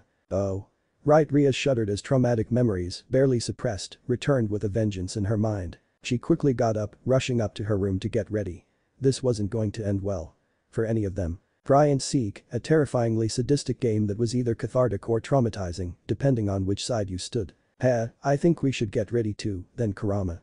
Naruto smirked, stowing his hands in the orange hoodie he sported. The blonde stood and stretched, working out the kinks in his back with a few satisfying cracks. The small clearing in front of the Grimoire cottage darkened suddenly, despite the bright rays of the morning sun blazing down. The air seemed colder. The vegetation around the clearing vibrated slightly as the nearby wildlife fled from the early warning system that comprised the survival instincts that evolution had been developing for millennia. Primal fear. Seemingly unbothered by the change in atmosphere, Naruto spun about to enter the cottage to gather some supplies. Before he paused with one foot past the threshold of the cottage door. "Kurama." There was now absolute silence in the once bustling clearing filled with life. Naruto wore a dastardly toothy grin that bared his polished white teeth like an apex predator baring its fangs. "Do try not to kill anyone, alright? I'm quite fond of them." It was then that a thrumming echoed through the forest around the cottage. Sheer bloodlust. Then 5VQ equals 05V% IQ P7 and NFE P7 TGJ R7 New Zealand plus WAAN 5HIVQLFR M16 number. Ka acute 7 and 23 S6 EP 42 volts PS5Z. X. At the lake, Issei had decided. Whatever slight insult or outright torture Naruto leveled at him, all was forgiven. Because the blonde had decreed that the peerage was to freshen up at the lake. Together. The disgusted glare Kaneko had thrown at him when she realized the implications of that particular order had made him feel like a worm who should have been crushed under her heel and grinded underground. But the petite rook was powerless to question the order that Naruto, who was now firmly in charge, had given to freshen up in the lake. Together. And so Issei could now die happy. Braig had simply given up and retired into the boosted gear as Issei went to his happy place. The host of the Welsh Dragon hadn't known where to look first, his brown eyes bulging at the glorious feast before him. Mitsuda and Motohama would have died from envy had they known the view that he was now frantically carving into fond memory. For perusal. At a later date. Akeno hadn't hesitated once she reached the lake's shores, immediately stripping till not a shred of clothing remained on her perfect form.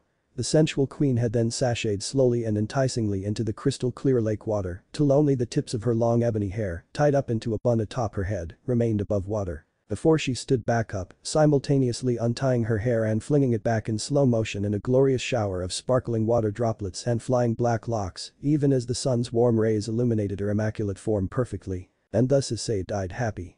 Crimson liquid gushing from his nostrils as he plunged backwards towards the hard granite beside the lake. Right into Kiba's welcoming arms. Clad in nothing but a speedo, the knight smiled good-naturedly as he comforted Issei in his usual lilting calm voice. "Don't worry, Issei-san.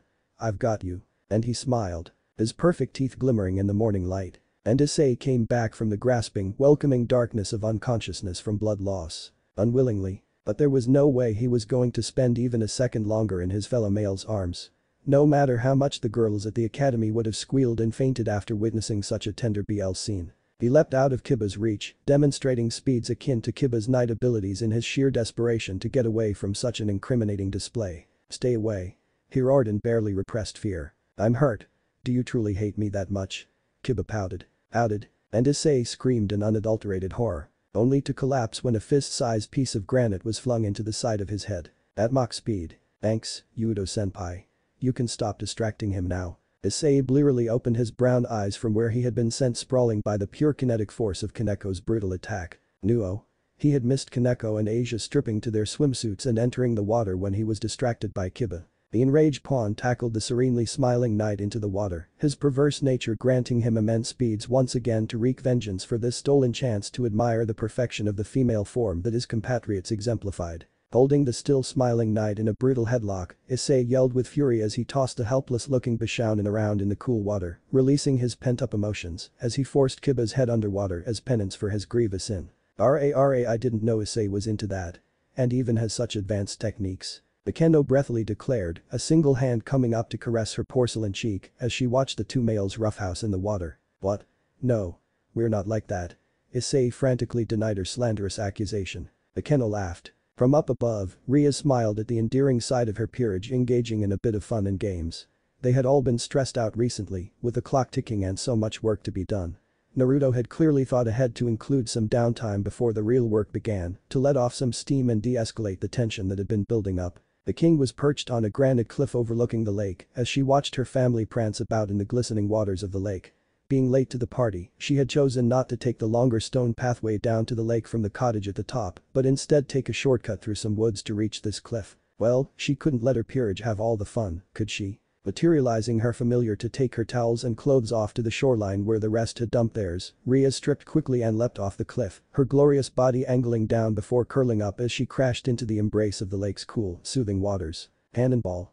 She screamed delightedly, throwing her soaked crimson locks over a shoulder as she created a huge wave which splashed all over Akeno's face, causing her to spit out the water she had accidentally swallowed as she leveled a deadly glare at her smirking king. But Kaneko hissed in barely suppressed irritation as the massive wave had sent the significantly shorter Rook underwater, along with a now pouting former nun. "Better."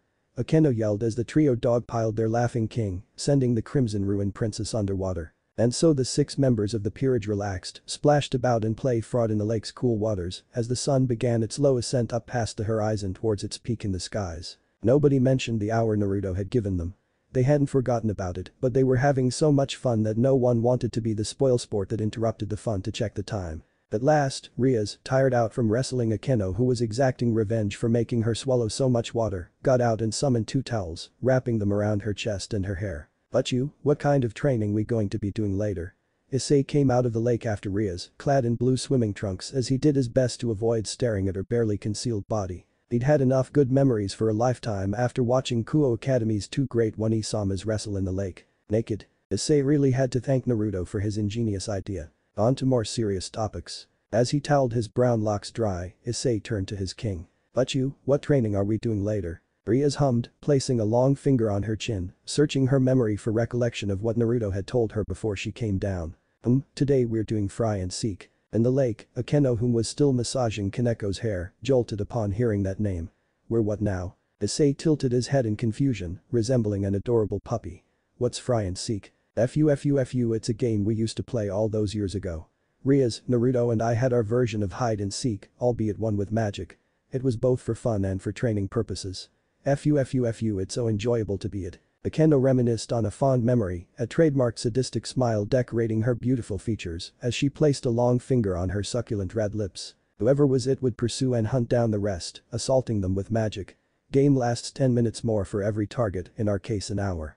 Ahhh, Ria's screams were so very delicious her little pink tongue darted out and moistened her lips, causing shudders in both Ria's and Issei, although for very different reasons. Shaking his head to get rid of the rapidly forming fantasy his subconscious was constructing, Issei protested. But I can't use magic yet. Then you better run fast, Akeno turned to Rias.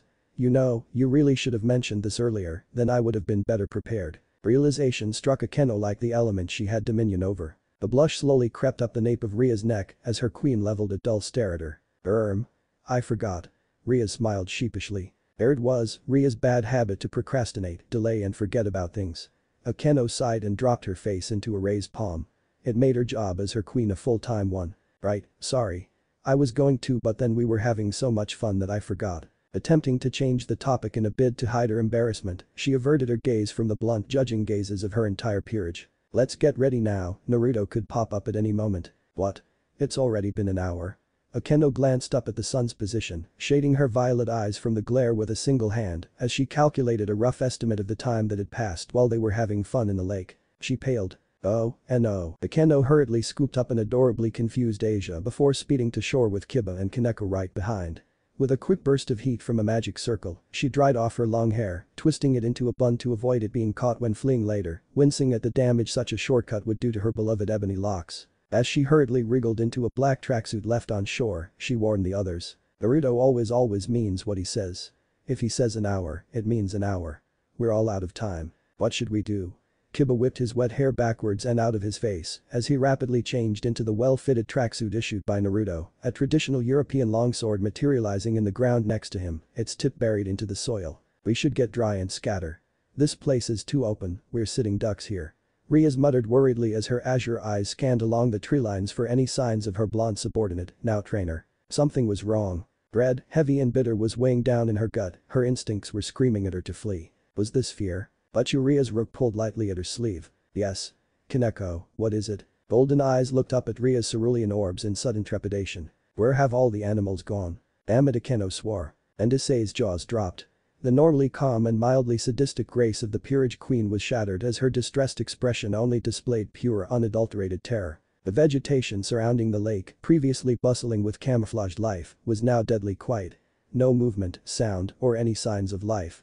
An oppressive silence hung in the air. No birds chirped at one another from their havens amongst the branches. No squirrels or wildlife scampered up and down the oak trunks. Bushes no longer rustled with the small signs of life as animals passed by. Just absolute silence. And not one amongst the six had noticed this change till now. The heavy weight of pure dread settled in the guts of all present. It can't be.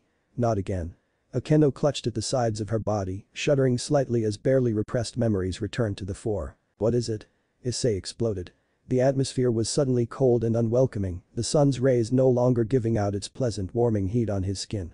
It was making him twitchy. Silence. Drake snarled. Issei froze. Drake had never sounded so agitated before. Not even when he was facing mortal peril. Something is here. Something that shouldn't exist. An abomination. And the ground trembled. The rich soil beneath their feet rumbled and creaked, rocks grinding against one another in dissonance. Aftershocks to some impact further away. Sandy particles rose up as a small dust cloud, agitated by the sudden tremor.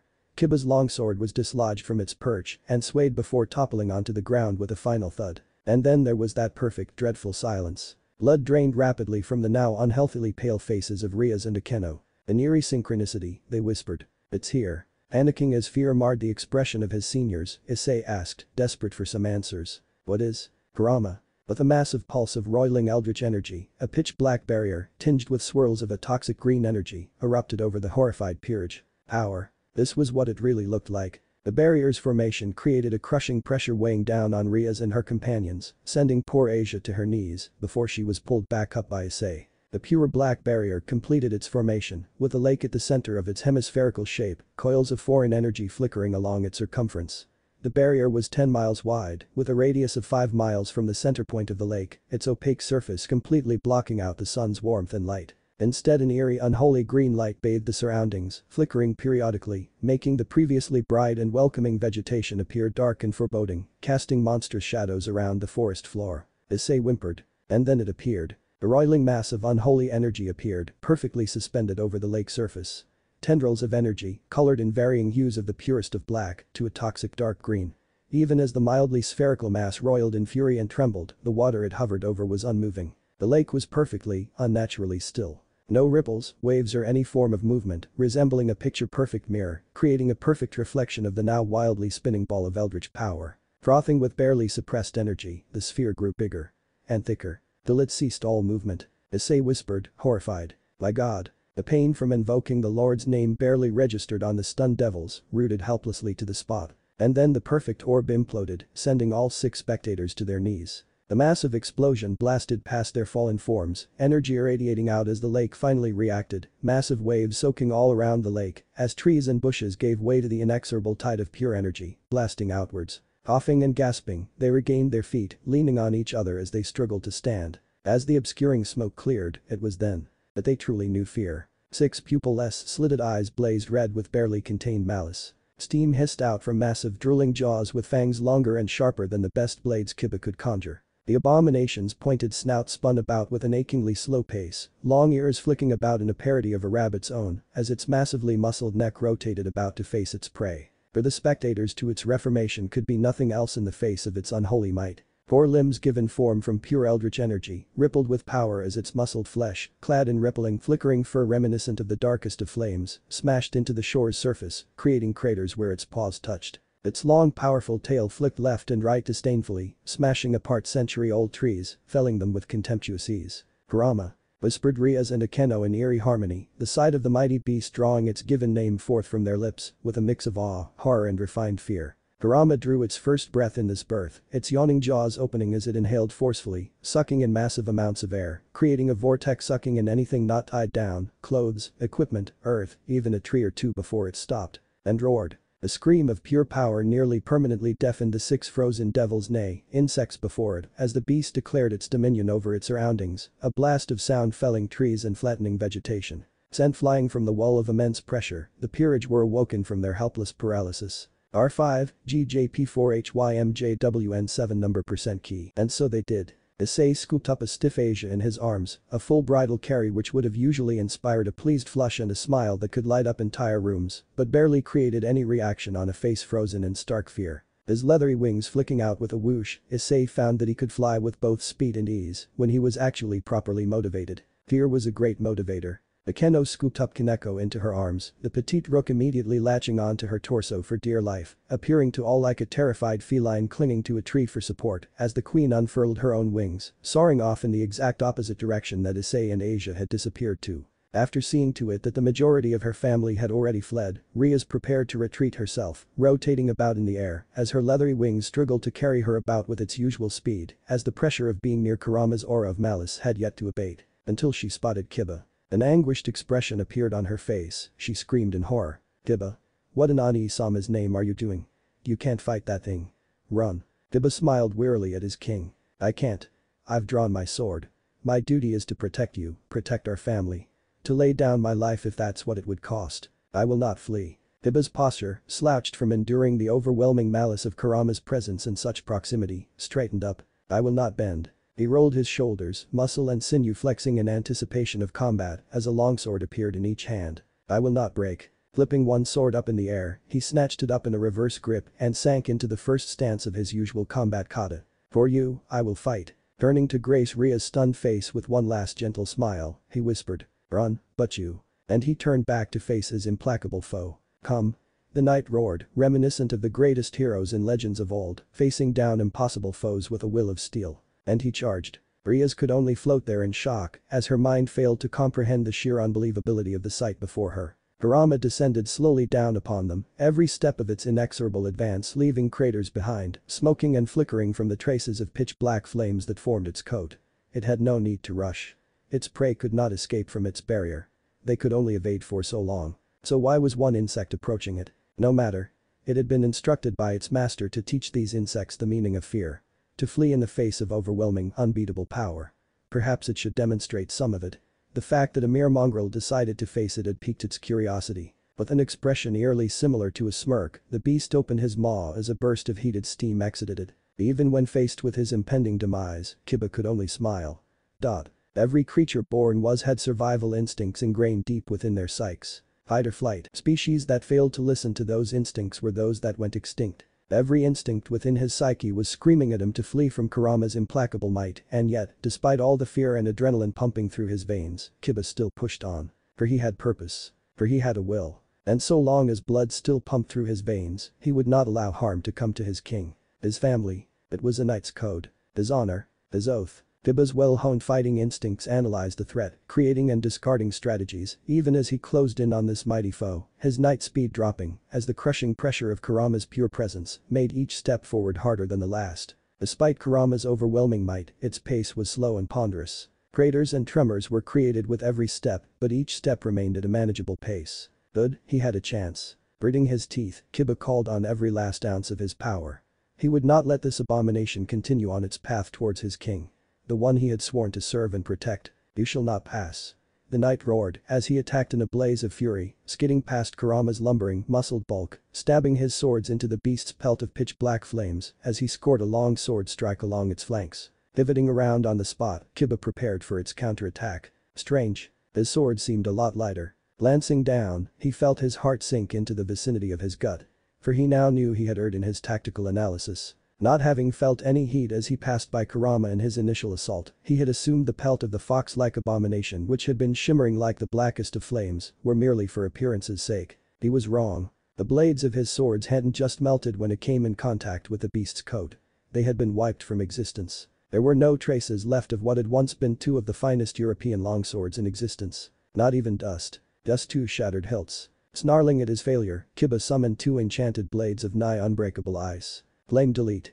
Demonic swords in the form of enchanted ice. The beginnings of rage was simmering within him as Kurama's advance wasn't even slowed down, let alone stopped by his assault. He couldn't hold back against this beast. Siphoning the last reserves of demonic power he possessed, Kiba channeled it into the night peace within him. Run faster. Cut deeper. Hit harder. Like a mantra, he chanted his desires, and he used the last of his demonic energies to forge it into actual physical effects. Powered by his strong will, Kiba's physique gained a temporary boost, his demonic power manifesting as a shimmering aura covering his legs, allowing him to breach the very limits of his body. The ice that comprised the blade lengthened and sharpened, its edge gleaming with a sharpness that could cut through steel. In a flurry of lightning-fast movement beyond Ria's ability to see, Kiba vanished from view, leaving behind multiple after-images as the black flames that made up Kurama's pelt flared angrily as the blade of ice attempted to douse the flames of its existence. Kurama's inexorable advance finally stopped. Time stilled as the beast peered curiously at the small itch in its leg. Kiba smiled, baring his teeth. Face me properly, beast. And so Kurama did. And then there was darkness. And pain. Excruciating pain.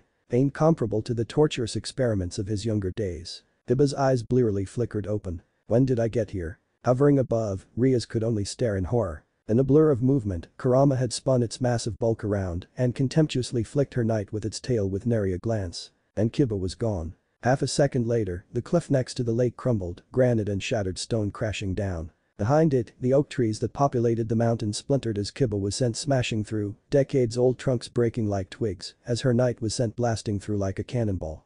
His momentum only ended after creating a path of wanton demolition through the forest, reminiscent of her own power of destruction. Which was saying something. Tears formed in Ria's eyes as she looked at the broken form of her most faithful servant. Kiba opened his mouth, a thin stream of blood exiting from his lips. Along with several teeth. He hoped Asia could fix teeth. Devil dental insurance was expensive. Through his blurry, swirling vision, he spotted a black silhouette approach him. Is it not over?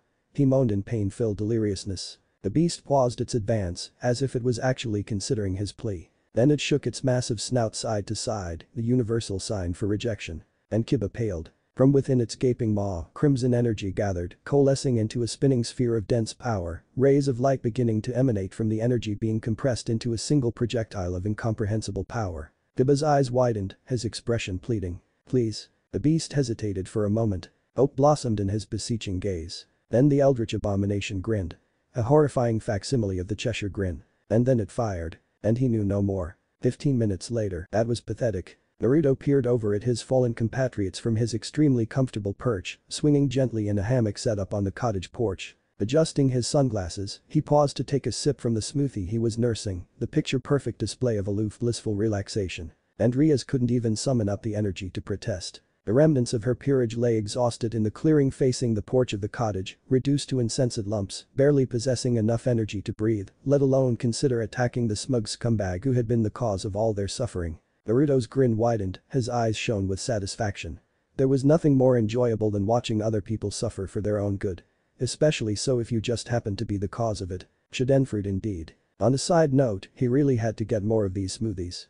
They were delicious. He had been mildly surprised when the first casualty came in barely 3 minutes into the exercise. The tendril of eldritch energy had wriggled into the formerly empty clearing before depositing its load and returning to the entity that it had divided from. The quick glance at the insensate form sprawled on the lawn had failed to glean his or her identity, so Naruto hopped off his hammock to investigate further. He winced. That had to have hurt. A lot. The corpse-like figure was still smoking from enduring one of Kurama's energy blasts. That was actually impressive.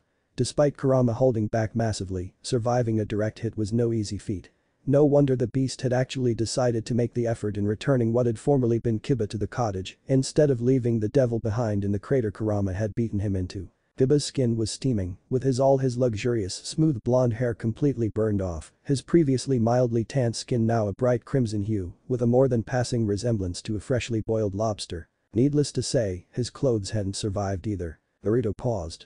Something wasn't right here. Confused, he carefully prodded Kiba with his foot, pushing the former knight over to lie on his side, the insensate lump having no visible reaction, except a slight change in the pitch of his constant moan of agony. Damn, Naruto winced in sympathy. Devil or not, he was pretty sure spines weren't supposed to bend that way. He was sure he could physically feel Kurama's satisfaction from inflicting so much pain as screams of unadulterated fear and agony echoed through the isolated mountain, accompanied by the view of the fox-like abomination pursuing the terrified peerage, energy blasts evaporating entire swathes of trees and disintegrating rock formations left and right. Naruto hoped Kurama would hold back more next time. Or there wouldn't be much left of the mountain range by the time this training stint was over. Then he shrugged.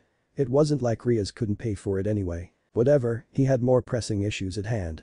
Like where to find more refreshments. He had already cleaned out his king's personal stash of her favorite smoothies. If only he could find where Kaneko hid her beloved Belgian chocolate cookies. She had found out the hard way not to leave them lying around when he was present. At this rate he might as well hire a personal cook, maybe that sword cook he's been hearing about. The rest of the peerage turned up later, in varying states of disarray. Issei had been beaten unconscious, his mouth still filled with the leaves from the numerous branches he had been thrown into, but he still remained curled up protectively against a miraculously unhurt Asia, who had long since fainted from the horrors the beast had brought upon her. Naruto could respect that. Issei may have been a perverted, idiotic, naive kid, but he had will and guts to spare. And then came Kaneko. The small rook wasn't terribly injured, although her white locks were singed and her tail was now furless.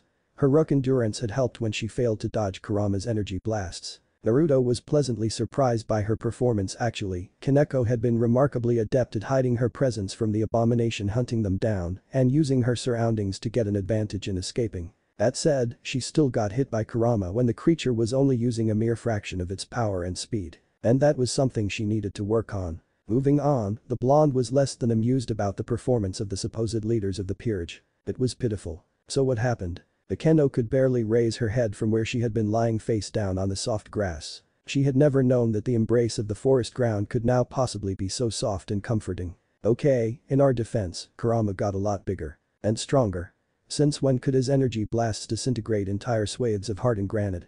Was the slightly whiny contribution from the peerage's king as she leaned heavily against a nearby tree trunk for support, being the only one left standing. Since he devoured 3S rank strays. What?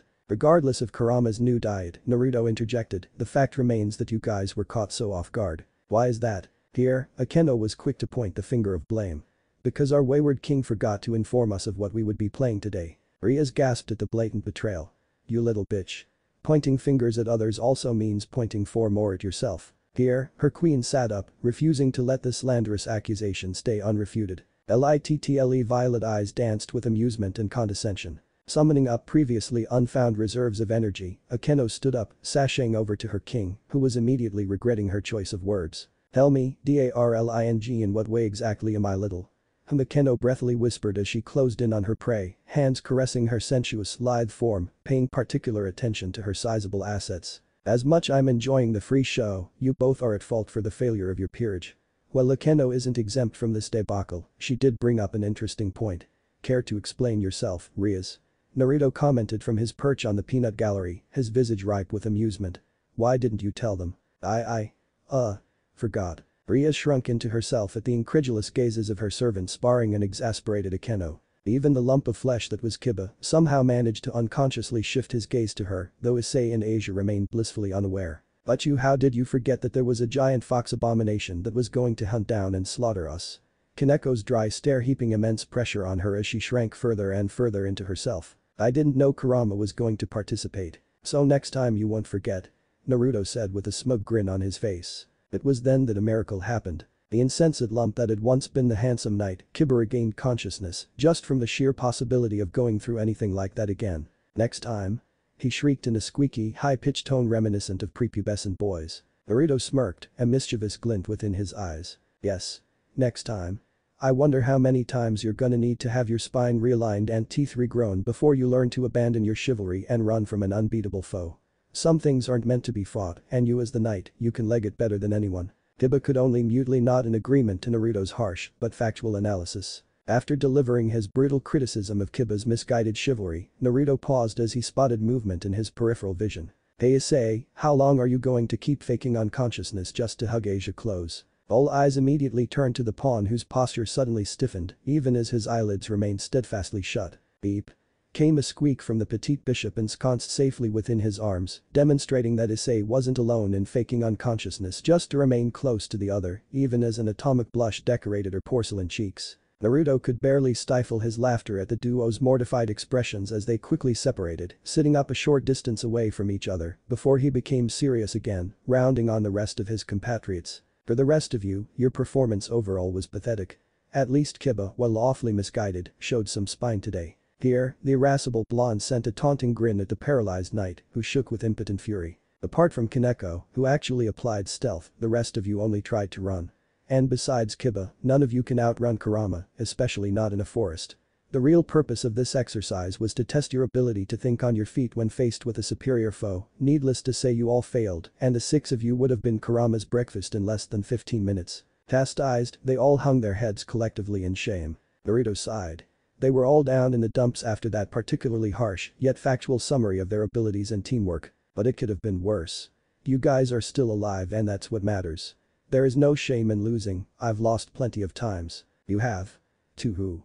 Kaneko asked, leaning forward, Issei looking curiously towards the blonde. My first true defeat was to Ria's brother Surzich's.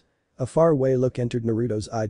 He wanted to test Kurama and I, so we fought to prove our worth. Suppressing a shiver of both awe and grudging fear, Naruto whispered. The Lucifer is truly a monster.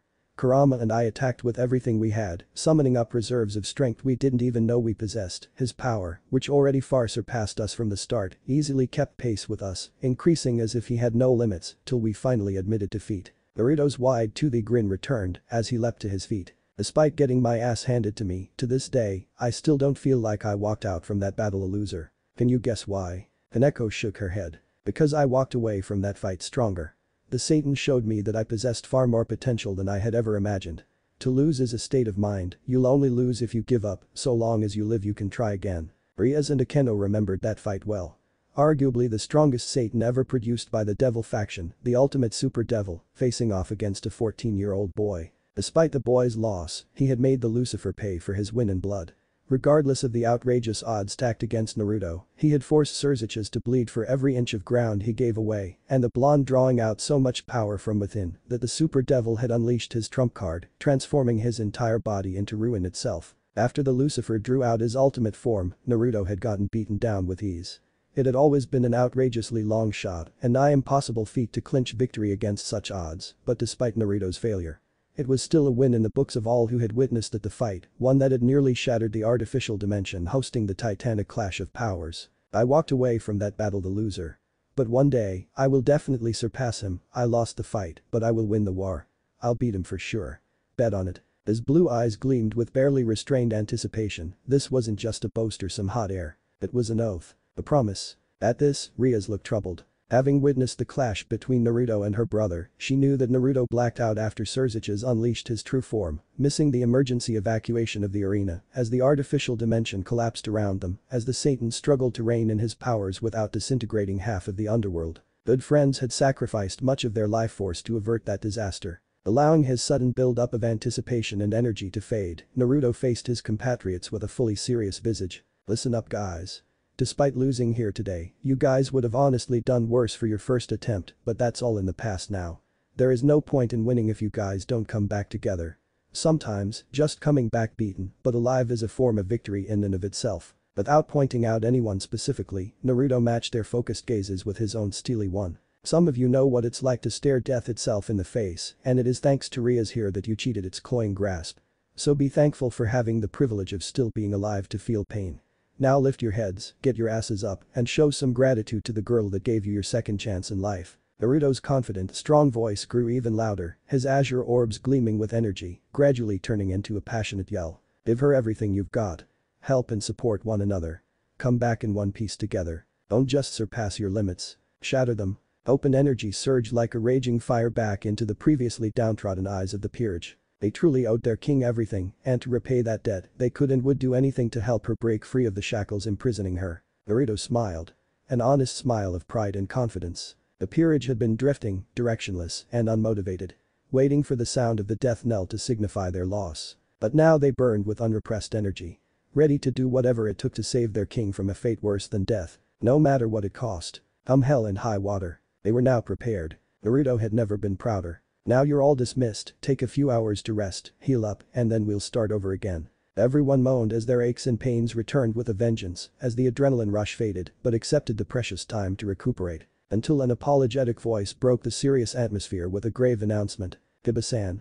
I don't think I can make your hair grow back." The now bold knight groaned in agony. It had been a rough few days for the Gremory peerage, their bodies reduced to insensate lumps of flesh that ached constantly from the merciless torture Naruto gleefully referred to as training. They had never before felt such vigorous hatred and fear for such a mundane-sounding word before the blonde monster in disguise enlightened them to the true meaning of the word. Despite their constant protests, the entire peerage had fallen silent when Naruto had merely pointed out that they had made tremendous progress in evasion, concealment and general survivability.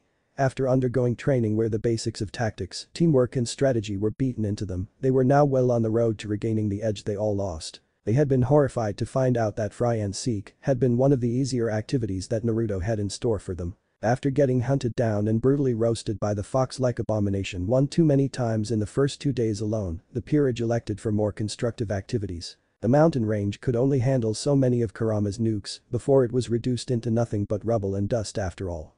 Something Naruto didn't think the Gremory clan would appreciate. Which was why they were now playing a simple game of capture the flag. What could possibly go wrong with such a simple game, right? Sweat trickled down Issei's neck as he slowly, stealthily crawled on the forest floor, careful to avoid disturbing the dried leaves and twigs that threatened to give away his position. The game of capture the flag was 20 minutes in, and Issei had already made his way rapidly to the border dividing his team's territory from his opponent's domain. Making good use of the time which he took to traverse his team's territory to arrive at the border, Issei had applied the lessons on concealment Naruto had drilled into them relentlessly the day before. Namely, using the surrounding vegetation to disguise his appearance and mask his scent. He had first slathered mud and dirt all over himself, followed by rubbing leaves and sap all over his clothes and hair to mask his distinct odor of sweat. He had found a patch of particularly pleasant-smelling mint-like plants to utilize, patting himself on the back as he gleefully rubbed the plant all over himself.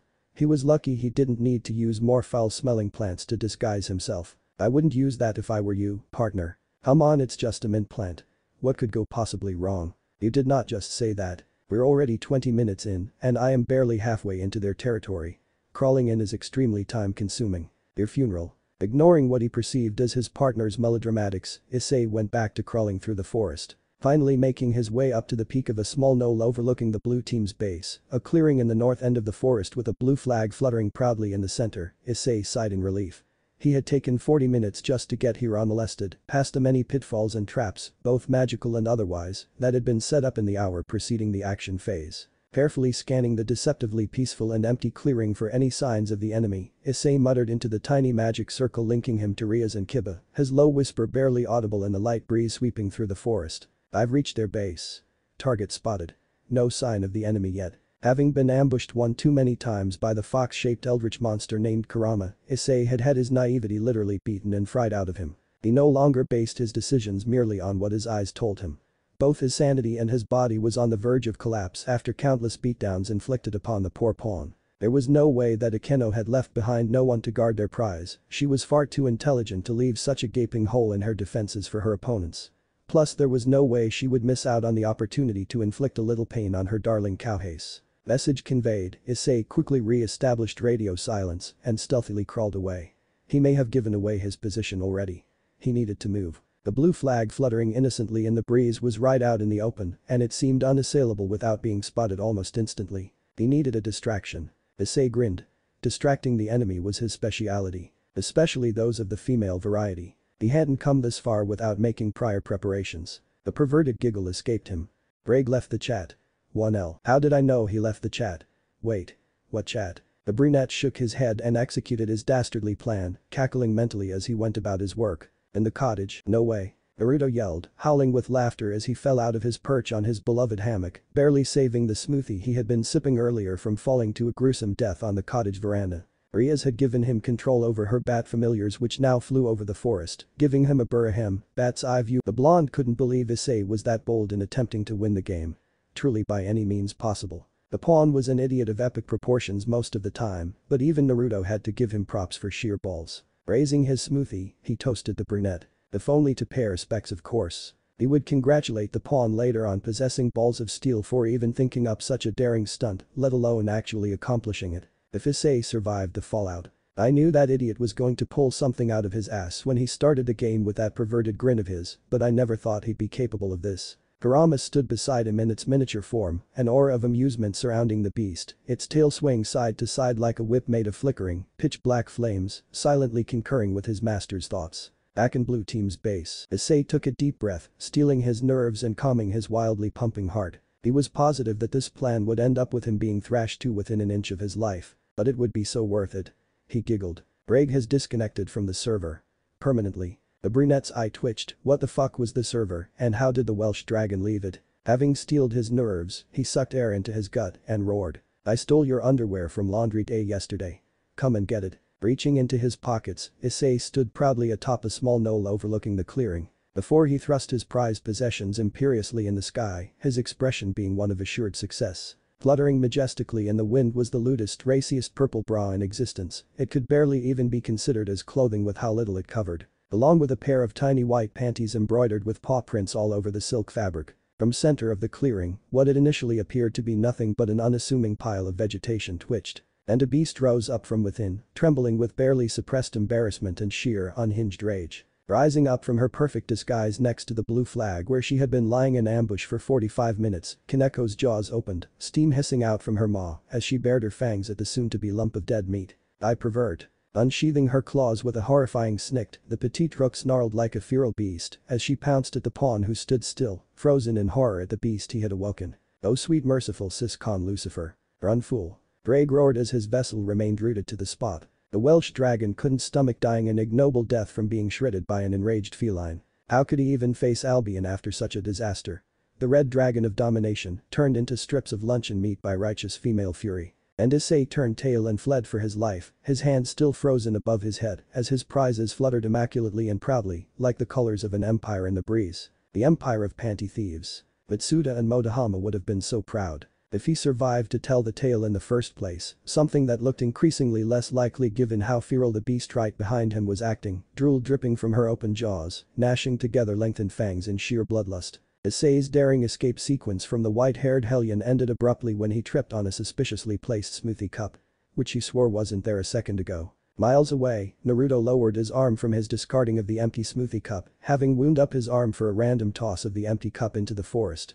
1D. The day really wasn't Issei's lucky day. Bread sank in the brunette's gut like an anchor hitting bottom with a deathly thud. Mechanically rotating his head up to face his doom, Issei smiled tentatively as the drool of the feral beast had formerly been Kaneko dripped ominously onto his head. A mercy please. The hungering beast smiled in pity. And Issei screamed in terror. Meanwhile in the clearing, Biba winced in sympathy at Issei's wails of terror and rapidly escalating pain. The knight had finally learned that sacrifices had to be made in the name of achieving his objectives over the past few days, if nothing else. Mentally tipping his hat to Issei's noble never mind, ignoble sacrifice, Kiba casually wrapped the flag's banner around the metal pole it was fluttering on, before sliding it onto the holster on his back. Sometimes you had to lose a battle to win the war. Before he turned tail and fled for the safety of his base. He had already wasted far too much time in taking down the other member on Akeno's and Kaneko's team. Asia. The innocent Viridian eyes of the nun as she stared him down 30 minutes ago had inflicted great scars on Kiba's psyche from what he had to do to achieve victory in this dastardly game concocted by Naruto. He had been hoping and praying that it wouldn't come down to this, but the inevitable burden of necessity had still fallen like a huge weight onto his shoulders. The burden of the monstrous things he had been tasked to do by his king. Eliminating the enemy support first. It hadn't taken long to locate Asia in the forest. Kiba's knight attributes of sheer speed and maneuverability, having been honed to a keen edge by the brand of brutal torture their trainer cheerfully referred to as mere training to get the lazy, soft lumps that you are now back into decent shape. Naruto was such a dick. But locating the former nun had been the easy part. What came next was truly monstrous. Despite Kiba's mental chants of harden your heart. Steal your soul. For Lucifer's sake, close your eyes. He remained helplessly transfixed by the large green orb staring at him mournfully, shimmering with unshed tears. Asia's sheer innocence and cuteness radiated about her in an aura more effective than the densest of armor. He couldn't do it. It was like kicking a puppy. His blade trembled in his shaking grip. He couldn't. Asia's bottom lip wobbled. And Kiba's sword fell from his loosened grasp, landing on the ground with a dull clang of steel. Kiba was weak to cute things. Extremely weak. How? Had she been taking lessons in weaponizing cuteness from Kaneko? Kiba groaned. Please don't hurt me, senpai. Blood spurted out of Kiba's mouth and he fell to the ground, legs softening like jelly at the critical hit. Yay. The little blonde bishop cheered, waving her dainty hands about, an expression of euphoric joy in seemingly avoiding a conflict with her erstwhile enemy. During the briefing Akeno had conducted earlier, Asia had been worried that she would be useless in the ensuing game of capture the flag. But the smiling queen had merely squealed while pinching her cheeks gently, reassuring the anxious former nun. If even I can't stop myself from squeeing at your adorable nature, there's no way Kiba's gonna be able to resist your weaponized cuteness. Oh, come here you little bundle of joy. Before squeezing the bemused nun into her bountiful chest, rendering Asia barely able to breathe. Which was what led to Kiba's predicament. Even after having had his needless chivalry on the battlefield beaten from him, Kiba was still inherently weak to the sheer adorableness that Asia radiated naturally. Then his predicament got worse. Asia hadn't just learned how to use her innate cuteness like a weapon. She had her eyes open to the myriad ways her twilight healing could be used offensively too. Naruto was truly a twisted bastard. The night before, hey you. Little ball of cuteness. The blonde casually said, beckoning at the confused bishop. Me? She tilted her head adorably. Naruto pinched his nose to staunch the little drop of blood that threatened to leak from his nostrils. Gods damn it all. Her cuteness really was deadly. Yes, you. He sighed. The petite bishop trotted over to the blonde, who was reclining comfortably on a wooden bench, taking a seat next to Naruto as he patted the spot beside him. Your sacred gear is a great gift, but it's being limited in its versatility by your sheer innocence. You only saw its potential to heal and support your teammates, and then proceeded to study up on medical knowledge and anatomy to better use its power. Naruto began gently, as Asia nodded in agreement, sensing a budding coming. But did you realize that someone who knows the best ways to heal someone also possesses the knowledge on how best to hurt them? Came the inevitable conclusion. Blonde hair swung about as Asia shook her head vigorously, mumbling, but I can't bear hurting anyone, it makes me feel bad. It makes me feel guilt and pain she murmured in a tone that suggested she was revealing her deepest darkest secrets. I must be so useless, I can't even stomach the thought of hurting the ones that want to harm me, even kill me. Tears gathered like little precious pearls in her viridian orbs. Naruto sighed. Even he wasn't heartless enough to diminish the pure innocence that exemplified formed the very core of Asia's being. It was, literally, who she was. Patting her soft blonde hair gently and soothingly, he gave the little bishop a comforting hug, her petite frame fitting well in the comparatively cavernous embrace of his arms and torso. She blushed cutely at the warmth of his hug. Resting his chin atop her soft hair, Naruto continued, speaking seriously, yet mournfully. You are not useless. Steel tinged his tone, conveying the strength of his belief. Your innocence and purity is what embodies you. It is a precious rare gift fast dwindling in this cruel world. It should never be tarnished by the evil festering in the shadows in this world. You forgive those that threaten you with grace and mercy, begging to die in place of those whom you regard as precious to you. Naruto praised, pink tingling Asia's pale skin as she felt the pride in his voice. But one day, the time will come that you will have to make a choice. Having been protected, sheltered from the harsh cruel realities outside your fortress all your life, will you merely watch as the same evils threatening you turn around to harm those that you care for? That you cherish? Naruto whispered slowly and with gravitas, allowing the bishop time to carefully consider his words. Asia stilled, conflicting thoughts and emotions plaguing the little girl that had never left the sheltered circle of comfort she had lived in all her life. She hesitated slightly. But God told us to turn the other cheek to those who attack us. To bear it.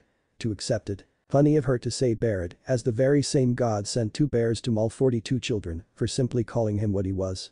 Naruto internally snorted while his expression did nothing to betray his internal musings. The only reason he even knew that was due to him reading the Bible to increase his pain tolerance. He shook his head, eliminating those amusing thoughts from his mind, his focus on the little nun hovering at the edge of her fortress like a young bird, hesitating at the sheer drop beyond its nest. Quietly, she spoke, her tone filled with melancholy and sadness. And I did.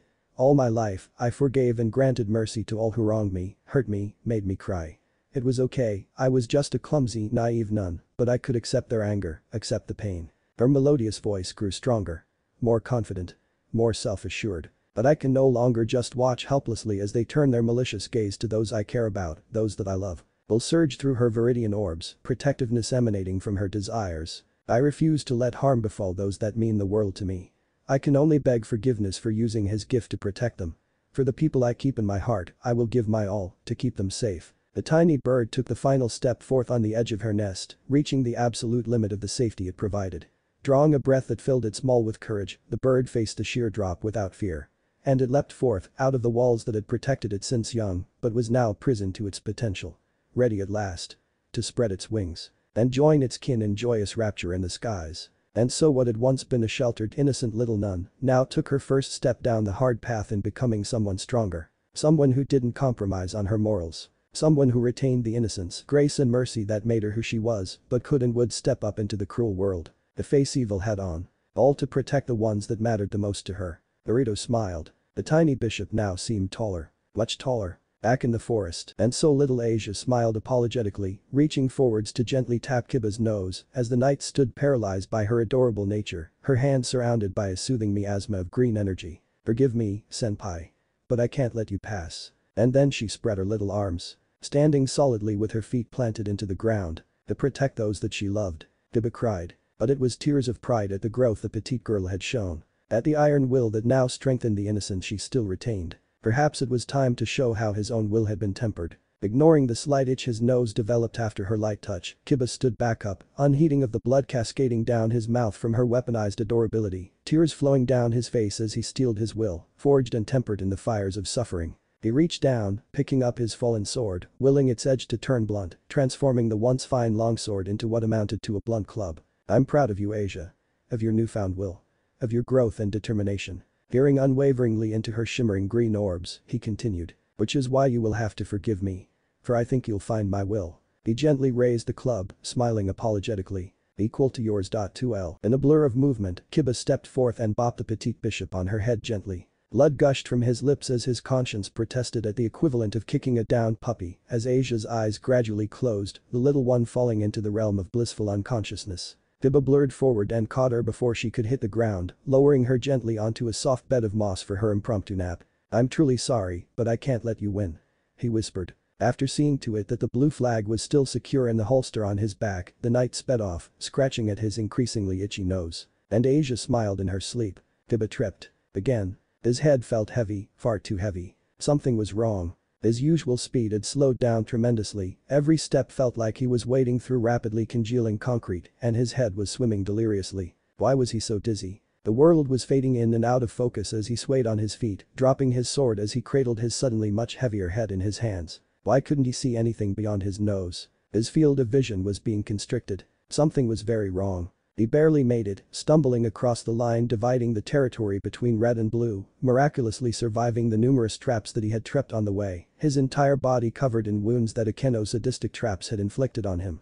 Kiba had lost count of the number of times he had fallen into a hidden pit filled with thorny plants, stepped on a hidden noose trap that lifted him up as he hung suspended, upside down in the air as blood rushed to his head. His queen was scary. Very much so. Ra you're so naughty, Kiba-kun. Talking behind my back like THIS. Kiba froze. And slowly turned around to face his doom. Violet eyes glimmered with amusement and anticipation as the peerage's most powerful and versatile piece slowly glided down to a graceful stop, her leathery wings flapping as they lowered her down from her overwatch above. Until Akeno gaped in surprise and horror as she caught a glimpse of Kiba's visage, her playful, naughty tone evaporating like water in the desert. Kiba. What happened to your face? She exclaimed in concern and shock, her hands coming up to caress Kiba's swollen, heavy head. Huh? The normally eloquent knight mumbled obtusely, he felt so lethargic and dizzy. Akeno materialized a mirror from somewhere, holding it up as Kiba strained to discern his reflection as his vision swam again. His sword fell to the floor with a clang from where it had been raised in defense when Akeno suddenly appeared. There was something dreadfully wrong with what greeted him in the mirror's reflection. What stared back was not the usual handsome, well-rounded visage. Instead, it was something resembling the horrifying masks that kids wore at Halloween when they went house to extort treats. His once angular, chiseled nose was severely swollen, resembling a massive tumor that had decided to make itself a home on the center of his face, obscuring his vision with its bulk, weighing his head down with its immense mass. It shared a great similarity to the massive red noses that clowns wore at the circle. The horrifying appearance reflected in Akeno's mirror was worsened by the fact that his skin was still bright pink and slightly crispy, his luxurious, smooth blonde hair still not growing back after the torture he had received under Kurama 3 days ago. Kiba moaned in despair. Despite his lack of outright arrogance over his honestly stunning looks, as a devil, he was prideful over his immaculate appearance, taking good care to maintain it. But it was all ruined. As he brooded over his destroyed appearance, he noticed something bright and sparking before him. Squinting at the bright light growing before him, he put away Akeno's mirror as he wondered why the sky was suddenly so overcast, a huge wave black clouds rolling over the horizon. Akeno hovered a safe distance away from Kiba as he stared, frozen at her. More specifically, the forming weapon in her hands. Energy coalesced between her palms, forming a sphere before lengthening into a thick pillar that slowly rotated as she cradled it in both hands, compressing it into a spear of roiling energy. The sky darkened, pitch-black thunderclouds rolling in like the inevitable arrival of the waves at high tide, surging with unrestrained force, even as streaks of lightning zipped through the formation's gut, accompanied by thunder resounding ominously. The lightning zipping around in the belly of the pitch-black mammotus clouds eventually coalesced into a lattice of volatile energy before streaking down in a blast of light that seared Kiba's eyes, colliding with the massed spear of energy in the queen's hands. The fusion of natural lightning and its magical counterpart caused the tiny remnants left of Kiba's bodily hair to stand on edge, static dancing along his skin as it rippled like a goose's skin. He was well and truly screwed. Using her inherent power as a Shinto priestess to full advantage, Akeno had summoned a natural thunderstorm that freely provided endless amounts of pure electricity of which the only limitation was her being unable to harness it without further refinement with magic. Like a starving beast, the coalescing pillar of demonic magic rotating between Akeno's hands devoured the electricity freely given from the thunderclouds, solidifying and strengthening the bolt into a spear of lightning that shimmered and sparked with a destructive energy. Akeno smiled happily. "Good night, Kiba-kun," and she hurled the spear of purified condensed lightning, fueled by energy from the heavens itself, transforming into a weapon reminiscent of the legendary spear of Odin, Gungnir. Towards the person holding the only metallic objects in that neck of the woods. Kiba glanced from the incoming bolt to the metal pole of the blue team's flag and groaned. There was no way he was going to come out of this conscious, even surviving this attack would be a lucky break. They had lost. But he couldn't just drop the flag here, could he? He was his king's knight. He never yielded. Clarity surged back into his muddled thoughts. Time seemed to slow as his mind strained to find a way for him to escape this trap. First he needed to survive this bolt. Surely Akeno had to be tired out after summoning such a powerful attack. He just needed to hold out. Ball of swords.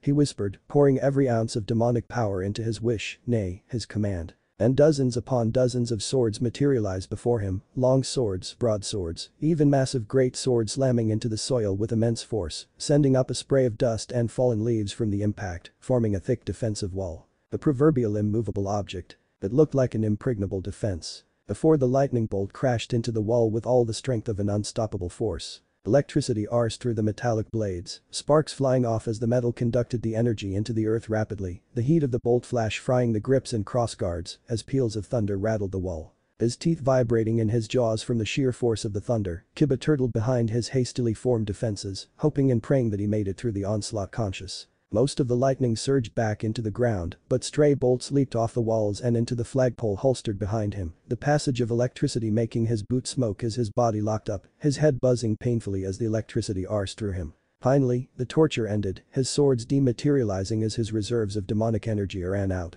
Kiba looked up from where he had fallen. Surely, after all that power placed into that assault, Akeno had run out of demonic energy. The queen wasn't known for her stamina after all. Especially since his sacred gear, Sword Birth was an excellent countering type against lightning, due to the basic physics of metal being extremely conductive against it. But he had miscalculated. Bravely. Akeno wasn't even sweating. He swore. You're still conscious, Kiba-kun well done Akeno merrily praised, clasping her hands together. Before she summoned another bolt, the thunderclouds above splitting apart as they crashed down burst after burst of lightning into the spear charging in her hands. The only difference was that this one was at least 3 times as large. Kibba gulped.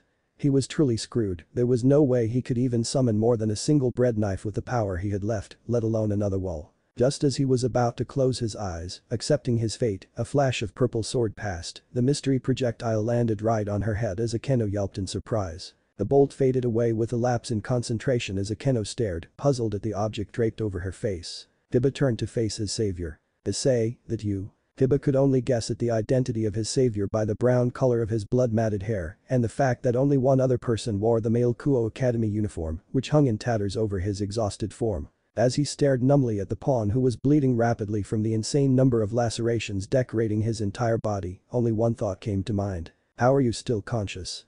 The knight presumed that Issei must have had lots of practice in resisting blood loss from the number of times the life-sustaining liquid squirting from his nose whenever something perverted crossed his mind in the vicinity of a beautiful member of the opposite gender. "Help me," the brunette moaned before he collapsed. Kibba's eyes widened in shock.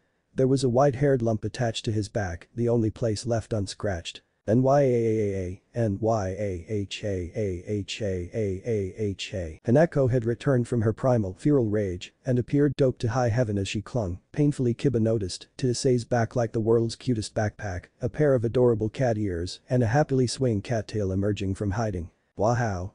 The knight struggled to find words to describe the impossible scene before his eyes. How had Issei managed to lure Kaneko out of her rage and reveal her Nekashu traits, let alone remain alive, albeit barely, after his dastardly theft of her precious undies? The idiot, my partner. Here, the gauntlet itself shuddered. Somehow managed to slather himself in catnip, of all the plants he could have picked to disguise his scent before his infiltration. And Kibba dissolved into laughter, rolling around the floor. Before karma struck back as he moaned in sudden agony, having hit his swollen tumor-like nose on the ground, a torrent of tears leaking from his eyes. Then came the horrifyingly calm voice of their sadistic queen. "So can you tell me just how you got your hands on my trusty racy lacy number 7, darling Issei Kun?" Kibba paled, noticing the lingerie hanging from Akeno's index finger as she leveled a deadly calm stare at the frozen pawn. "I've been saving this one for Naruto-kun." Sparks danced from her fingers as Akeno trembled with barely suppressed fury, her eyes twitching before she conjured the biggest spear of lightning Kibba had ever seen. "But somehow I really feel like I could use some practice with this technique before I use it on my Naru-kun. This really wasn't going to end well." Rias glanced at her watch. The full hour had already passed. Less than 10 minutes remained before the game of capture the flag would end, and still, no one had approached their base situated next to the river, winding its way down the mountain range yet. Waiting here alone for the past hour had been excruciating, as Rias could only hope the plan she had concocted to use Issei to draw away the blue team for Kibba to steal their flag was proceeding on. She had received news that Kibba had retrieved the flag and encountered Asia after Issei had drawn Kaneko away with some distraction that Kibba refused to tell her about, the knight suppressing giggles even as he panted in exertion from his sprint towards the border, but they had both gone radio silent soon after. She was worried for them. A wave of massive rumbling storm clouds formed suddenly above where her troops had been fighting, and that ominous sight could mean only one thing.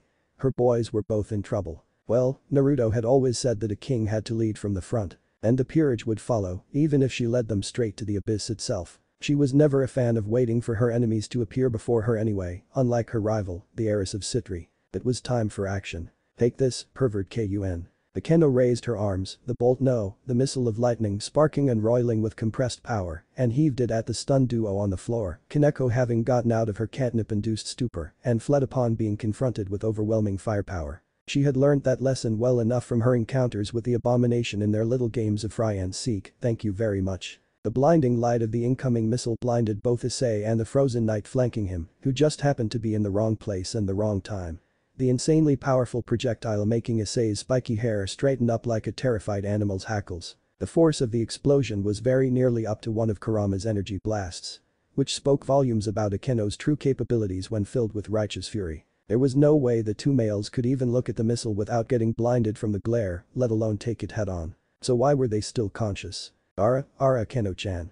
Isn't this a bit much? Their savior had finally arrived. Kibba sank down onto his stiff back in relief, his body still locked up from the stray electricity that leaked from the reddish-black shield surrounding the fallen duo. A shield made from destruction itself. The hemispherical shield shimmered with the powerful signature ability of the great kings of the underworld.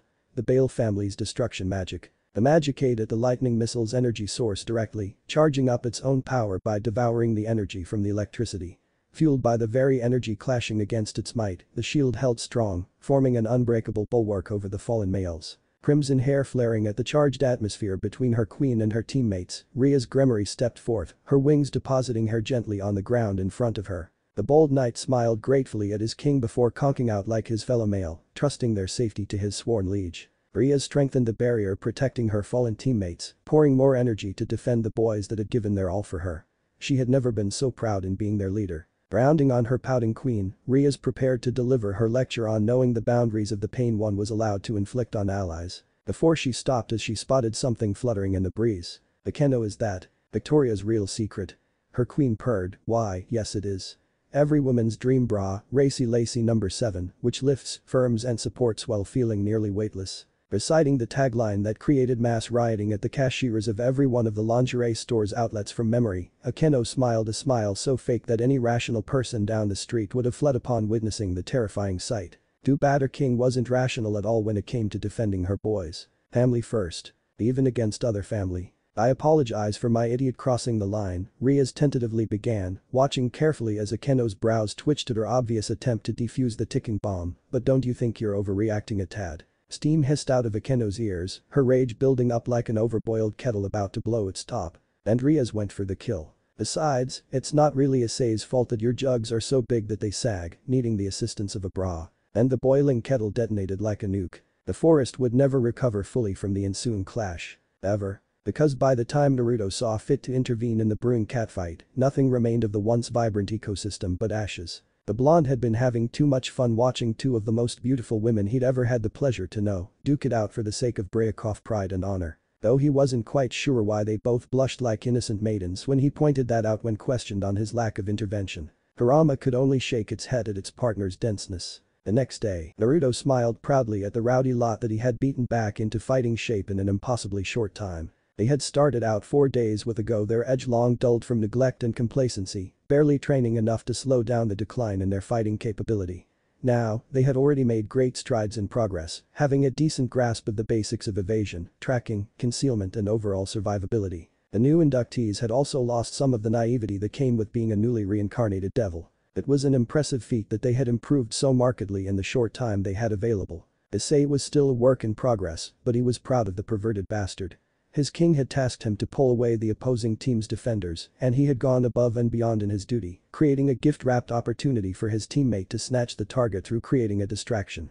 Even if he had resorted to nabbing the opponent's underwear to pull out the win. Yet, the brunette had proven his loyalty to his king, and also showing that once properly motivated, nothing could stop him from accomplishing his task. His actions had been key to Rhea's team clinching victory in yesterday's exercise by the skin of their teeth. Issei had been the reason that Kaneko had left her station at the blue team's flag, enraging her enough with his perverted stunt that she had abandoned everything else to wreak vengeance on the filthy pervert senpai. Naruto snickered. Issei had a lot of bribery to do to even get Kaneko to look at him without cursing him out. He had also been instrumental in saving Kiba from his inevitable defeat at Akeno's hands initially, even if he had pissed her off so much later by stealing her finest treasure that she nearly killed them both anyway. Needless to say, the only reason Issei was conscious today was that Asia had taken responsibility for punishing him appropriately after the match. Akeno and Kaneko had stifled their protests instantly. They had learned many eternal truths over the course of these few days. One of the more important ones was, never piss off the person in charge of stitching you back up, of which the addendum was lest you wake up without your limbs attached. Yet, the person he was proudest of was Asia. She had finally shrugged off the restraints that kept her stagnant as someone to be perpetually protected, hiding from the cruelties of reality behind her comrades. A naive little maiden had walked into the woods 3 days ago, she walked out with her innocence tempered with resolve, ready to face the world at last. He truly was proud of the adorable nun, even if he had to pinch his nose ever so often from cuteness overload. She was a quick learner in the art of weaponizing her natural charm, inducing nosebleeds from those subjected to her wide, viridian eyes and moist, quivering lips. Naruto had to ensure said innocence stayed intact from the true hell he was about to unleash upon the peerage. Kiba too was deserving of praise, having significantly overcome his hindrance of misguided chivalry in combat. The knight had demonstrated this by actually taking Asia out in the game yesterday, even if he had done it as gently as he could, as if he was tucking in the adorable bishop to a nice afternoon nap. And again, even Naruto wasn't sure if he was capable of kicking the proverbial puppy without his conscience, making him spew blood. Especially if said puppy was this endearing. Akeno, meanwhile, had made the most progress in terms of pure prowess, her control over lightning was now as good as it ever was, if not better. She was making good use of her priestess heritage to perform sacred dances that call down powerful storm clouds, greatly lessening the strain on her magical reserves to power her bolts. After all, why rely on mere magic when the real deal was flashing in the rumbling clouds overhead? However, Naruto was still miffed at the premature reveal of her trump card, he had greatly appreciated the element of surprise in spicing up their sessions. Naruto shook his head, he had been getting more distracted recently. Perhaps it was the constant proximity to the beauties he had been in the company of for the past few days. But damn if he hadn't enjoyed watching Akeno, her usual graceful, sedate mask replaced by sheer righteous fury, really go at it with her equally beautiful king, who had been cackling evilly as she relished the opportunity to really cut loose, dodging lightning bolts by the skin of her teeth. The man had needs after all. Rias too, had gotten more in touch with her bloodline's powers, exercising the power of destruction in a more versatile manner, now capable of generating self-sustaining shields using destruction itself, instead of rigidly flinging bolts of energy that were easily dodged or merely tanked by superior opponents. Still, her progress in improving both her inherent abilities and her combat tactics and adaptability fell behind Akeno's own. During yesterday's training exercise, Rias still lacked proactiveness when it came to combat, despite demonstrating some initiative in strategy planning and deploying her troops. She had remained at the back as the last line of defense till the last possible second, before stepping forth to demonstrate her actual strength, beyond that of formulating decent strategies, barely clinching the win. Despite Rias being fresher and possessing more reserves due to her not being engaged for the entire game so far, Akeno had still been enraged enough to nearly take her out. Had the Crimson Ruin Princess fallen, her unconscious teammates would have been defenseless. An event that could have had devastating consequences had they been in a conflict with serious stakes. As it stood, Akeno outstripped her in sheer fitness, stamina and versatility, the ebony-haired beauty nearly outlasting her king in their showdown, despite Rias possessing the technical advantage and sheer destructive potential. The Peerage's king had gone through a crash course in tactical awareness, planning and battlefield strategy, along with Akeno as the second in command. Rias did come up with decent plans that had a good chance of working out, but Akeno far outstripped her in her ability to adapt and thinking clearly in critical situations. No plan survives contact with the enemy after all, and Akeno was ahead in adaptability, judging by how she had shifted to the offensive after both her teammates got taken out early in the game. Furthermore, her efforts had nearly snatched her team the win from the jaws of defeat by taking down 2 enemies outright, before nearly defeating the last one before collapsing in exhaustion. Having been satisfied with the progress made by the crew, Naruto had removed the penalty inflicted upon the losers of Capture the Flag, allowing both teams to have a sumptuous dinner together before retiring to their comfortable beds back in the cottage. According to his training philosophy, for there to be a winner, there had to be a corresponding loser, and the losing team were originally supposed to forage for dinner themselves in the forest before sleeping outside in the cold. Needless to say, Akeno's team had been thankful to hear that they could eat and rest well that night despite their defeat. Especially since the epic clash between king and queen had irreversibly destroyed the surrounding vegetation for centuries to come. They would have counted themselves lucky if they could have located even berries left over in the aftermath of the carnage. And so there was widespread relief and celebration when the blonde maniac in charge announced that the next day was to be one of relaxation. The only activity planned was a simple game of modified dodgeball, a reward for the culmination of the hard work put on over the past few days. Despite the game's simplicity, it served its purpose in refining the player's reflexes and tactical planning. After a good night's sleep for all, Naruto split the peerage into 2 teams for the game come morning. Kaneko, Asia, and Rias vs Kiba, Akeno, and Issei, switching up from the previous day's Capture the Flag. Dodge Shot was a magical variant of dodgeball, in which the ball was replaced with a magical sphere that could be imbued with either spells or their own inherent abilities to give it a little more oomph to the game. Naruto had complained that normal dodgeball was too boring, lacking the potential to inflict some real pain on the enemies if they were hit by a mere rubber ball. Sometimes Rias wondered if Naruto had spent too much time around Akeno or that his training had turned them all into masochists. She didn't like either idea very much, especially the former. She was already mildly irritated at how satisfied the two appeared after returning from one of their little sessions. If she didn't know better, she could have sworn that they had been doing more vigorous activities than merely beating each other up and training while clad in skimpy outfits. The limp Akeno had after those sessions was suspect enough, but the self-satisfied smirks that her queen shot her challengingly really got on her nerves. Which was why she was really going at it in the game of Dodge Shot. Adding a little extra destruction to the sphere, she mumbled. monopolize more of my Naru time, you bitch.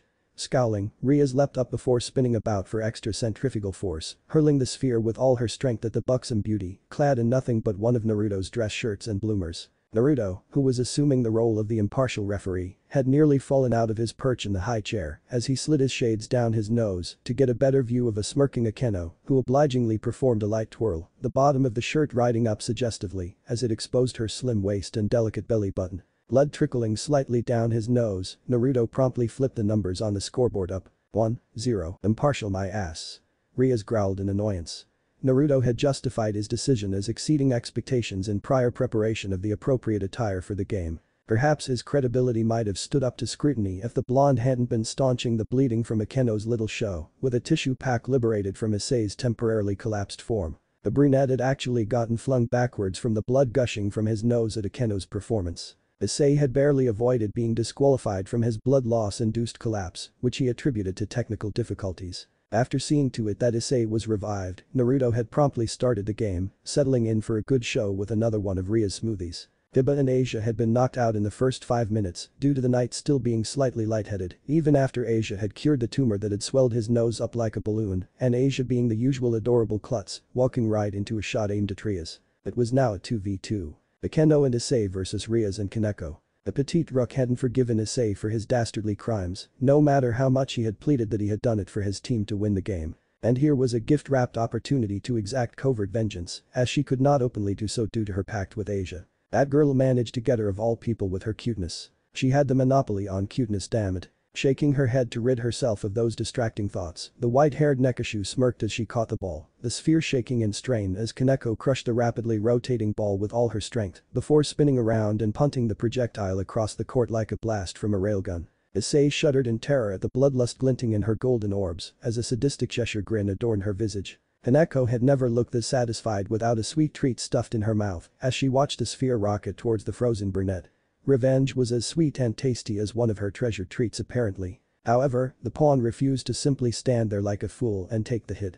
He had learned much over the past few days. The boosted gear materialized instantly on his forearm, the crimson gauntlet shifting into physical form with a single thought. Issei's reaction time had increased massively by necessity, as a split second was all he got in warning before needing to throw himself to the side to dodge one of Kurama's nukes. Issei had once complained that despite being the Welsh dragon's vessel, he was born as a squishy human, having no blessings or innate abilities from birth, making him extremely vulnerable in his current weak state, lacking any protection or armor whatsoever. Naruto had graced the brunette with such a pitying look that Issei had nearly exploded from the condescending stare, which was making him feel like a pathetically stupid gnat. The blonde had then groaned in exasperation before beginning his response of Issei's whining. My dear idiotic brother, are you not the wielder of the legendary boosted gear, a weapon forged by the biblical god himself to contain the soul of a dragon so powerful it took the combined might of the 3 factions to take him down? A god-slaying weapon housed in a shell so powerful even Drake couldn't break out of, even with all his might. If the Welsh dragon couldn't get past that gauntlet he's been trapped in for millennia, what better armor could you ask for than what you already possess in your very soul? The look of sheer enlightenment on his face as Issei processed Naruto's observation was enough to brighten the room they were in, much to Naruto's amazement. He couldn't believe that someone other than Asia possessed the power to brighten entire rooms with just a facial expression. Which was really saying something when Issei's idiocy could rival Asia's innocent joy and pure power. And so Issei dug his feet solidly into the ground, crouching slightly to lower his center of gravity before bracing the boosted gear before his face, ready to receive Kaneko's deceivingly powerful projectile. He didn't have to wait long. The sheer kinetic force of the sphere's impact sent Issei skidding back, gritting his teeth as he braced his whole body against the spiraling sphere grinding into his gauntlet, making the bones in his forearm vibrate painfully. Finally, the sphere stopped and landed in his outstretched left hand, the crimson armor covering his forearm smoking from tanking the unbelievably powerful blow, a testament to Kaneko's raw strength as a rook. Braig had been impressed. Time for the counterattack. Boost. Transfer. The sphere flashed a bright crimson color before doubling in capacity, now capable of storing double the original amount of magical energy. Casually juggling the now heavily inflated sphere in the air, he passed to Akeno, who gracefully caught it and began to infuse it with her signature elemental magic. The ball was now set to explode, tendrils of electricity randomly firing in all directions. A sinister smirk graced the sadistic queen's face as in a bizarre turn of events, she hurled the projectile at her own teammate. Riaz and Kaneko's jaws dropped in shock, stunned at the blatant attempt at friendly fire before their eyes. Issei grinned in victory. Boost, explosion, and punched a magical sphere throbbing with Akeno's lightning magic, sparks cascading off the sphere from the sheer force of Issei's blow as it smashed straight into Kaneko's crossed arms, even as they instinctively rose up in a guard. Gritting her teeth in exertion, Kaneko skidded backwards, digging deep trenches in the ground as her legs ground away at the soil in an attempt to reduce the pure kinetic force that even the petite rook could grudgingly acknowledge. Her hair standing on end from the electricity, Kaneko's expression was livid. It had been a good shot, but it wasn't just Issei who had gotten much more adept at using his strengths over the past few days. Naruto had also taught her how to efficiently maximize her rook durability and physical prowess. Stopping such a powerful blow might have been beyond her a week ago, but not now. So why was Akeno still smiling? Oh. Shit. And the sphere imploded, lightning sizzling out in a lattice of bright light that scorched her retinas and deafened her sensitive ears. Kaneko was eliminated. Instantly. Ria stared in horror at the slightly smoking form of her diminutive rook, Asia, already rushing over to stitch her back together. She'd had but a split second to form a shield of destruction around herself before the impromptu bomb had detonated, leaving her the last member standing. Riaz had attempted to use her bloodline's powers to form a full spherical shield around the projectile initially, but lacked the fine control to materialize it without harming her rook, who had been succeeding in stopping the sphere's kinetic force. She could only apologize later. Regret surged through her. If only she hadn't put off continuing to improve her skill in utilizing her powers for the past few years, she could have saved her rook from her painful fate. She really hated herself sometimes. The now inert ball rolled innocently towards her, no sign of the formerly monstrous projectile that had put her rook out of commission earlier. Growling as she picked up the ball, she leveled a deadly glare at her queen, whose grin of victory slowly faded. If I can't protect my family, you can be damn sure I'll avenge it. 2L. Akeno gulped. That really may not have been the best idea. Naruto winced in sympathetic agony. The peerage's king, enraged at having watched one member of her beloved family fall right before her, seemed to have forgotten that this was just a game. Although that didn't quite seem like the only reason behind Riaz hurling the sphere filled with the reddish-black miasma of pure destruction at her rapidly paling queen. Naruto faintly overheard some of the furious muttering Riaz was mumbling under her breath. Hiding my Naru-chan and those sweaty little bit bouncy. After hearing his name, the blonde wisely adopted an ignorant blank expression as he casually slurped another smoothie he had liberated from somewhere. He had learned to ignore or outright pretend to be just an unknowing dumb blonde when faced with a potential catfight. He had carefully modeled his blank, naively stupid expression after Issei's own default expression, and it was very effective at its job. Which spoke volumes about the pawn's ability to look dumb and naive. Which was a euphemism, as the brunette was likely actually that stupid when it came to perverted things. Akeno wisely took the coward's way out and grabbed a frozen brunette beside her, placing him directly into the line of fire. Obviously, she hadn't completely worked off her frustrations from Issei's stunt in Capture the Flag yesterday. She had been saving that particular piece of underwear as a trump card during her sessions with Naruto. The crown jewel of her lingerie collection could only be used sparingly. Few were worthy of seeing the buxom beauty in her treasured racy lacy number 7. The current list of worthy candidates currently sat at a hefty sum of 1. Her Naru-kun. Rubbing her thighs together in anticipation as she bit her luscious lips, Akeno set aside the smoking brunette, passing the moaning corpse into Asia's welcoming arms. Issei had been a more than adequate shield for her purposes. Ria's attack had been a little too much for her to defend all on her lonesome. Perhaps she could officially forgive him for his daring stunt later on. Not likely. Turning back to face her rival, Akeno grinned, trailing her moist red tongue all over her well-formed lips, blowing a kiss at the blonde impartial referee as she sent a taunting gaze at her king. Naruto flipped the scoreboard once more, crimson liquid trickling down from both nostrils this time. Where was the tissue pack he had liberated from the perpetually well-prepared pawn just now? Besides him. Completely empty. Tearing a strip of white fabric from his shirt, Naruto stuffed it into his nose. He was running out of clean white shirts. But damn, was the view well worth it. Ria's azure eyes twitched in fury at Akeno's obvious taunt. That little, that's it. This isn't just a game anymore. She just made it personal. Naruto's chair was suddenly suspiciously empty, a bloody white cloth the only thing remaining there. Because Riaz had foregone using the sphere entirely. Massive spears of destruction itself hovered behind the Crimson Ruin Princess. Time to prove that she lived up to that name. One crazy catfight later. Is it safe to go out now? Asia asked innocently, tugging gently at Naruto's shirt. From his place crouching safely behind Kurama, Naruto whispered back at the petite bishop. I'm not sure. The ground hasn't shook for a while though. That's gotta be a sign. Kiba, you go check. Naruto suggested innocently. Too innocently. Fuck no. Came the reply from the usually soft-spoken knight. Kiba wasn't that stupid, having grown up alongside the fiery leaders of the peerage and the Gremory estate. It was a minor miracle that the manor was still standing after they went through the veritable disaster known and dreaded by all parents worldwide as puberty. Kurama. The abomination's eyes promised his blonde partner nothing but pain for even suggesting it. Even a beast knew to hide from a force of nature. All eyes turned to Issei. Huh?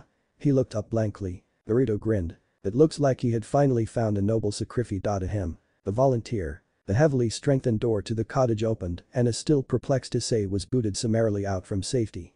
The door slammed shut behind him instantly, various metallic clacks reverberating behind the door as bolts and locks were rapidly secured by Naruto and Kiba. What was that for?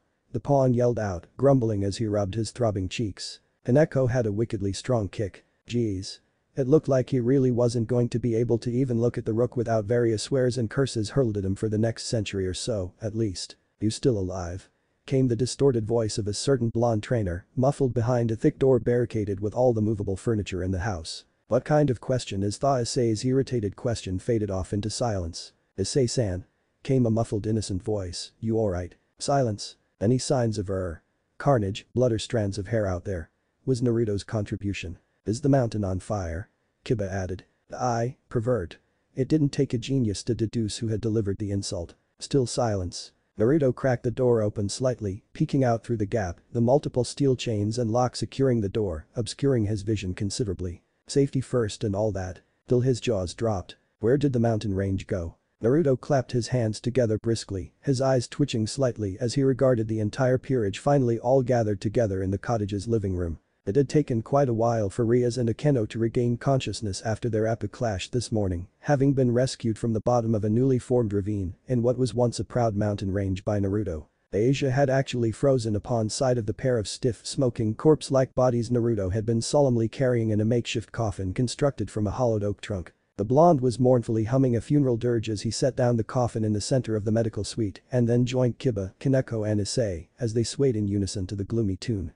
The foursome clad entirely in black as they kept their heads down in respect to the fallen. Asia's eyes had actually twitched from frustration at the idiocy of her family sometimes. It had taken every ounce of her magical energy to revert the 2 lumps of coal Naruto had brought back from his expedition back to life. Asia's efficacy with twilight healing, having improved by leaps and bounds due to the amount of practice she had been getting in over the last few days. Rias and Akeno now rested on hospital-grade movable beds, propped up by numerous pillows retrieved from their own beds at home for maximum comfort. Haneko had been conferred this task and she had dutifully carried it out, returning an hour later with both sets of pillows. It was a sign of her dedication to this task that she had still fulfilled it dutifully, despite returning from Akeno's residence with a blank, horrified expression, mumbling vaguely about horrifyingly anatomically accurate blonde-haired dolls in various states of damage and disrepair, with missing limbs, heads and even. Naruto crossed his legs in horror as he backed away in fear from a bedridden Akeno, who could only blush and cup her steaming cheeks innocently. Darn, so this was what her subconscious had been warning her about lately, Akeno thought, wishing she hadn't ignored the faint feeling of dread which she presumed to be her merely forgetting to turn the stove off before making her way here. It had taken quite a while before Naruto regained his composure, desperately trying to ignore the proverbial elephant in the room. Even as Akeno hid her red face behind her hands, desperately avoiding looking at the judging expressions that the entire peerage was no doubt leveling at her right now. Ria smirked. She had taken pains to hide her own Naruchans before leaving her bedroom at all times. The embarrassment she had felt when Surziches had discovered her Japanophile and weeb tendencies when she was still a kid had taught her that lesson. Her brother had squished her into a hug before squealing about how he would carry her secret to his grave, which might have been reassuring if he hadn't been shouting out that promise to the entire household to hear. Rias had subsequently skipped dinner for the following week, unable to face the understanding, commiserating gazes of both Grafia and her mother. Finally regaining his cool, Naruto clapped his hands again, bringing their attention back towards him after the accidental reveal of Akeno's hobbies. Struggling to mask his terror behind his deceptively calm, collected mask, Naruto intoned blankly. You guys have really improved a lot in these last few days, regaining the sharp edge which you guys have either lost or never had in the first place. You guys have made me proud. His voice gradually returned to his normal tone as genuine pride laced his heartfelt words. Honestly proud. You guys went above and beyond what I asked for over these few days, really giving it your all in all the exercises I assigned. The peerage sat up at his words, a sense of accomplishment automatically straightening their postures as they held their heads high. They had earned this praise through many sacrifices, many which includes blood, sweat and tears. Then Naruto's voice turned grim, his suddenly stern expression conveying absolute seriousness. Which means you're now ready for phase 2. His sudden emotionless stare simultaneously confused and frightened those gathered before him at his abrupt change in pace. All were collectively confused, a single thought simultaneously echoing through their minds, but Akeno was the only soul brave enough to ask. What's phase 2? Phase 2 is where we'll put all this training into practice. Naruto grimly pronounced before he turned around and proceeded to walk away, his hands stowed in the pockets of his black slacks. I can only hope you are truly ready for what comes next. But it'll have to wait. Take the rest of the day off and do whatever you want. You'll need the rest for what's coming. I'll fill you in on the rest later, I still have to think more on this. And just like that he's gone, Akeno murmured softly as Naruto disappeared into the woods. Again. Melancholic violet eyes followed the blonde's back sadly before he vanished from view. An oppressive silence reigned in the suddenly tense atmosphere in the cottage. Anyone else getting goosebumps? Kaneko began as she glanced around, scanning the surroundings carefully. Something was up. Something that could turn the normally perpetually cheerful blonde into this grim-faced, almost unrecognizable man. Something isn't right here. I think it's a test. Maybe it's a rematch with that abomination he calls Kurama, Kiba offered as he summoned a blade and took up position near the windows, looking for movement. I'm taking this seriously. Akeno began, a somber expression on her features. There are 3 things Naruto takes very seriously. Ramen, family and his word. Akeno counted off the 3 things with her right hand for emphasis. When it comes to Naruto, it's essential to read between the lines. If he says something seriously, it means he really means it.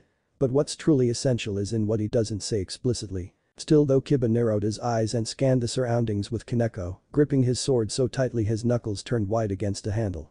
I can't shake this worrisome feeling about phase 2. But did he mention anything to you? Not explicitly, no. Rias furrowed her brows, adjusting the pillows behind her, still healing back. However, I do know the training supposedly comprises 2 parts. The first being mere preparation for the second part. I think he's giving us time to recover before the next bit. Problem is, we already feel like meat through the grinder after 3 days. I can't imagine just what he's cooked up next. What kind of training needs another training just to prepare for it? Issei shivered, arms wrapping protectively around himself as he rocked back and forth on the sofa. He still had trauma from being used like a beloved scratching post by Kaneko. The horror he felt from the experience, second only to the beating the eldritch beast named Kurama had dished out. Though he should really thank his lucky stars that he had used catnip to disguise his scent, the plant miraculously saving him from being rendered into fleshy strips by an enraged feral Kaneko. The catnip had averted his certain death, instead settling for having Issei's whole body covered in painful lacerations from the dope nekashu. To this day, he still wondered if it would have been better to die and feel the excruciating agony of each cut being inflicted, especially when most of the damage was situated around the vicinity of his face and his more hem-sensitive areas. That had really been a bitch to heal. Naruto had blindfolded Asia before allowing her to work her magic, staring at Issei with crossed arms and blue eyes that promised death if Issei reacted in any way to the adorable bishop's proximity. What kind of training? The insanely difficult kind. I don't know about you guys, but I'm going to go get ready. Kiba declared, sheathing his sword. If what comes next is worse than what we've already gone through, I'm going to need mental preparation too. What can we possibly do if we don't know who or even what's coming?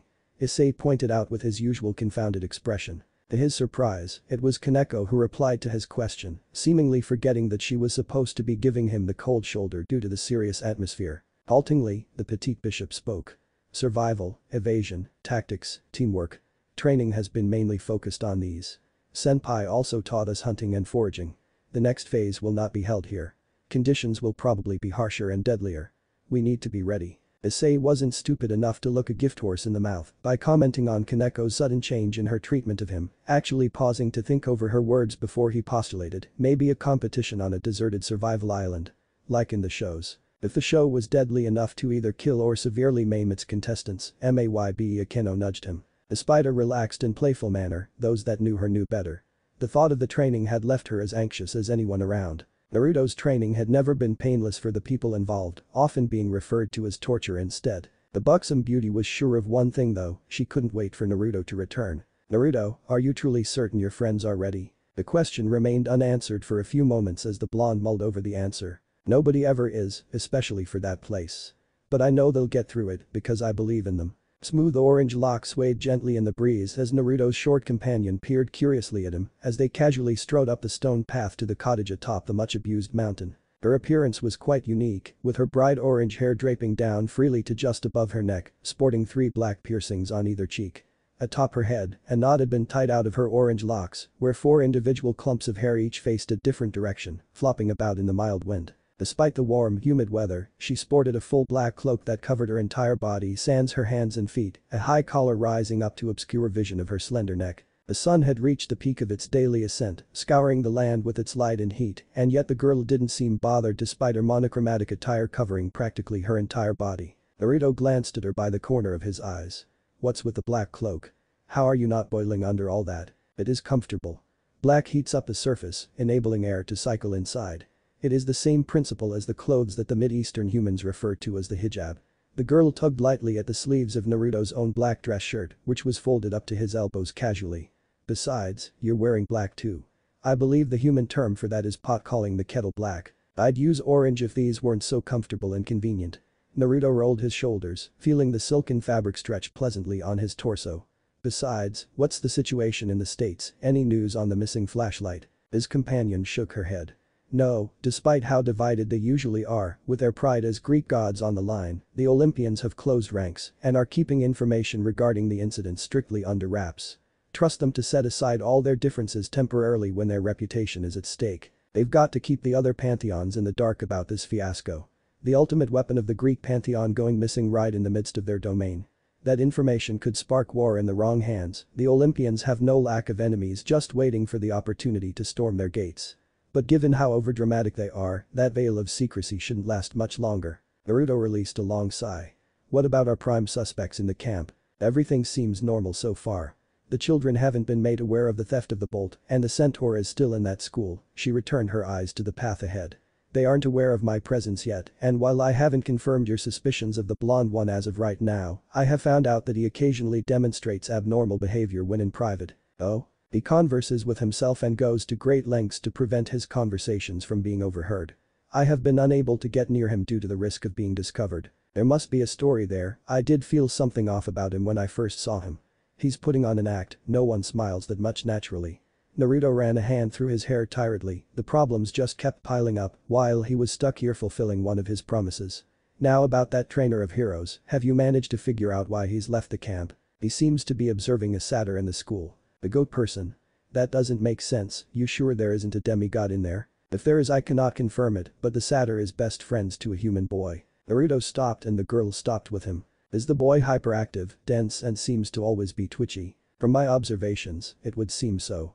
His behavior in school would indicate that he easily distracted, hyperactive, and has an unusually adept proficiency in ancient Greek. Naruto nodded slightly, his blonde locks swaying as he did so. The kid's a demigod. That's a common trait of all demigods, especially the ability to understand ancient Greek. The mischievous smirk that adorned his lips morphed in a more serene, almost fatherly smile. You've been doing great, P. Sometimes it feels like you've been growing up too fast. Grinning warmly at his daughter, Naruto ruffled her hair playfully as a slight blush decorated her cheeks. You know, you don't have to spend all your time doing work in my place. Take some time to explore the world. See the sights.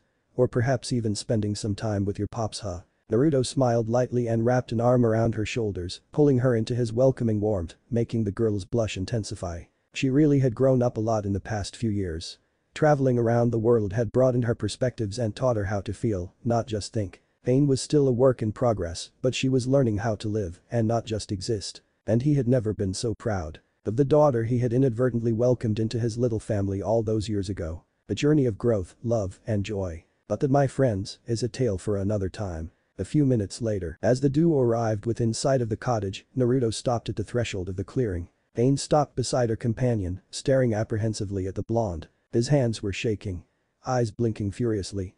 Pain looked deeper at indecipherable characters running over the surface of her eyes as she scanned her companion. His heart rate was rising from its usual calm, collected pace, where nothing seemed to faze him. Pain raised a single orange brow, a sad, worried glint in her eyes. You're afraid, aren't you, father? For your family? And what they're about to face? Naruto froze, looking at her with a surprised expression. Pain reached out with a single hand and wrapped it gently around his own, interlacing their fingers together. I think she began awkwardly, this is what I'm supposed to do in times like this. Naruto smiled, a watery smile brimming with warmth, pride glimmering in his azure orbs. He huffed affectionately, you're too insightful for your own good, you know. Before grabbing her comparatively diminutive figure and wrapping her tightly into his arms. You've really grown up so much, little one.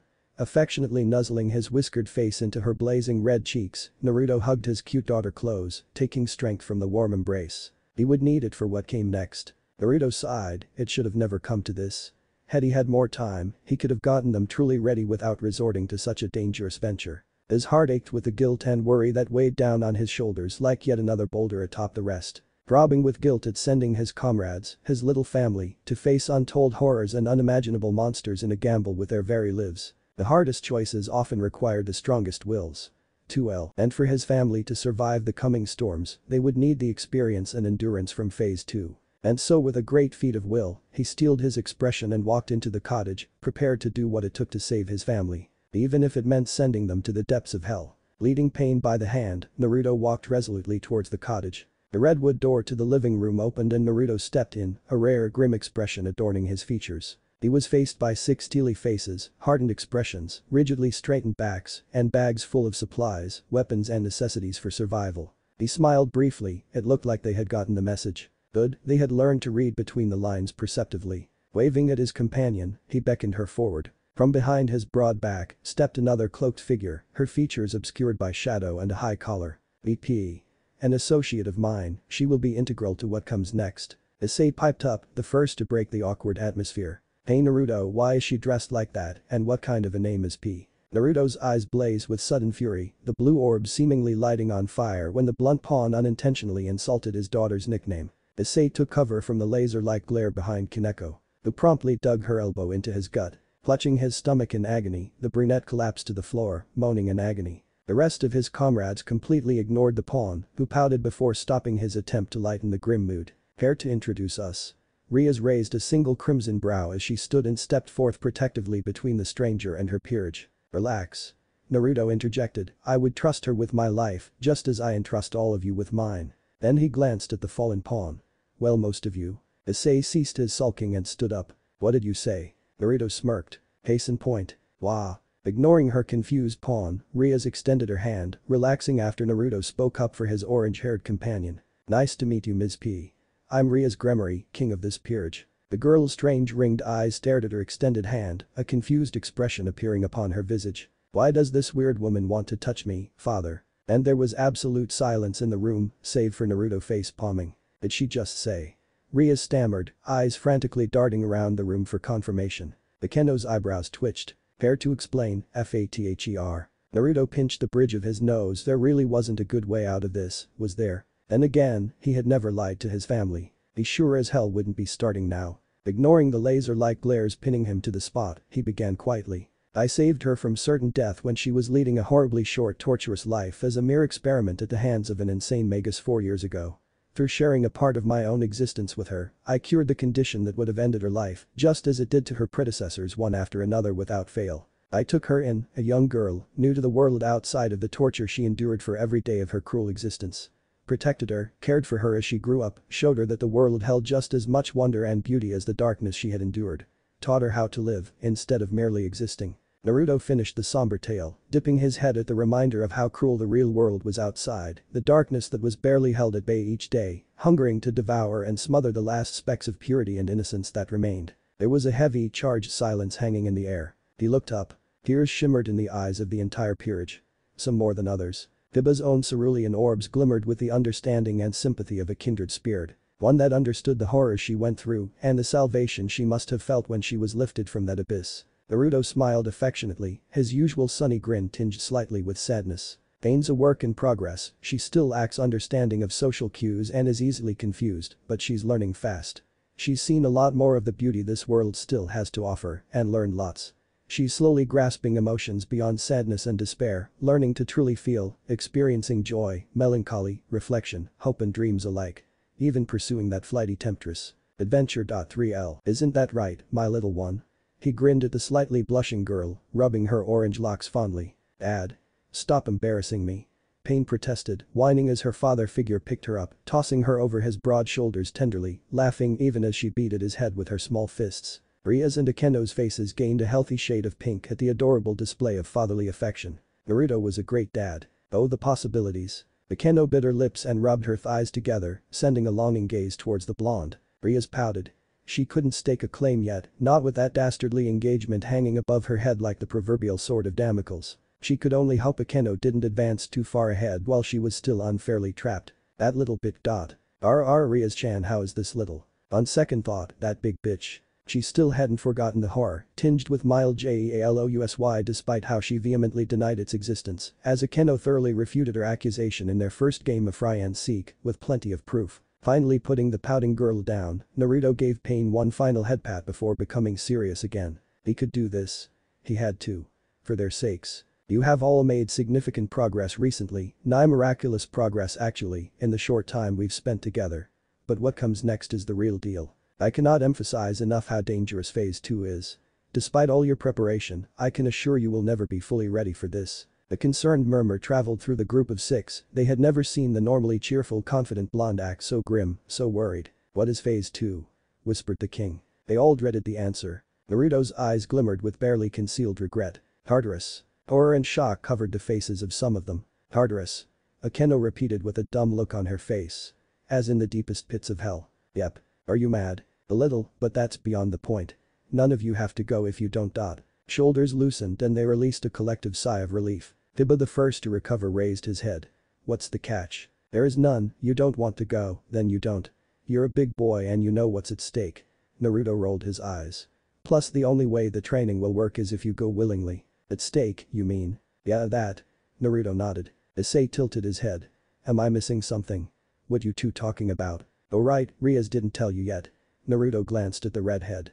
She's engaged to a devil of the Phoenix clan, Riser Phoenix. What? I know right. His name sounds like a Viagra brand, but it's really is that. No, that's not it.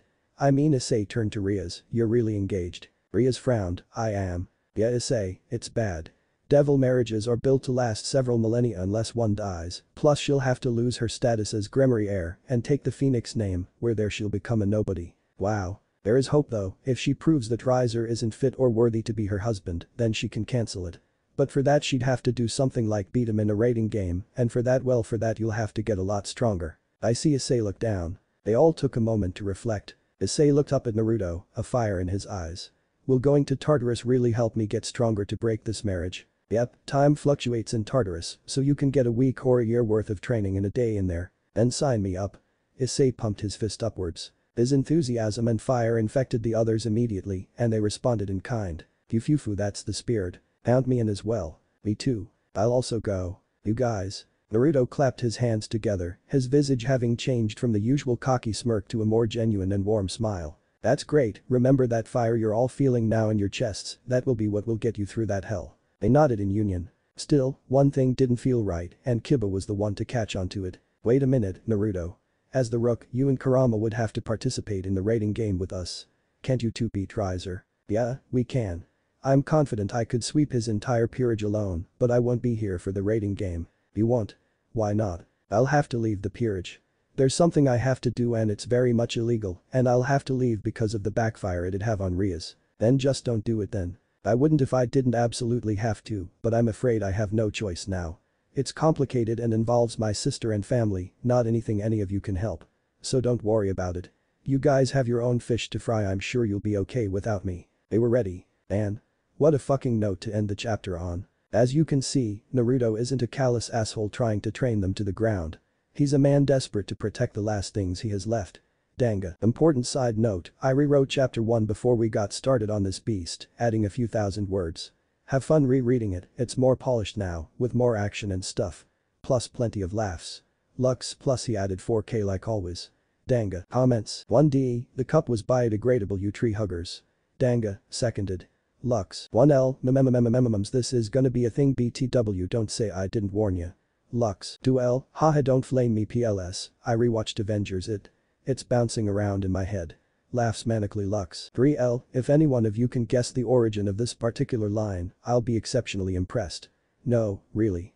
I'll give you a freshly baked internet cookie, bullshit Danga, fuck you, internet cookies are awesome. They come in chocolate chip flavors. Lux. P.S. If any of you fuckers lewd pain, you guys will get a one-way ticket to hell and it's not the DXD kind. Danga. And for all those who bothered to read past all the notes, here's an omic for ya. 3 actually. Omic 1, in which Asia discovers the limits of Twilight healing. You are all my family. The people I love the most in the world. The people I will gladly lay my life down for so that you guys can experience just one day more of joy. Panting from his emotional outburst, the blonde deflated, his fire dimming as he raised a hand to cover his face, cloaking his features in shadow. I would gladly sacrifice anything to protect you from the horrors of the world out there. To keep you safe, I would have done anything. A single tear escaped his azure orbs, trailing past his whiskered cheeks as it left a glistening trail of salty liquid down to his chin as he stared deep into her eyes. Very blue, it is only for you. I would crush the stars and put them on display. If you really put your faith in me, when you're lost here I am, forever with your soul. Waiting here above you patiently, just like the shining moon. And they all fell back, collapsing unconscious to the floor, even as blood gushed from their noses and clutched at their guts. What's wrong with them? Asia frantically ran her hands over their fallen forms. She paled. It can't be. She looked up in desperation. Their ovaries exploded. Anakin, Asia started yelling. They didn't teach us how to fix ovaries in med school. And Naruto fainted. The end. Okay, I admit it, I may be a tad drunk. Just a little.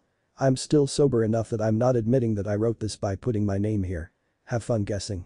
Nodded. Danga. Comic 2, in which Pain struggles to grasp the unspoken rules and intricacies of social interaction. Care to introduce us? Riaz raised a single crimson brow as she stood and stepped forth protectively between the stranger and her peerage. Relax.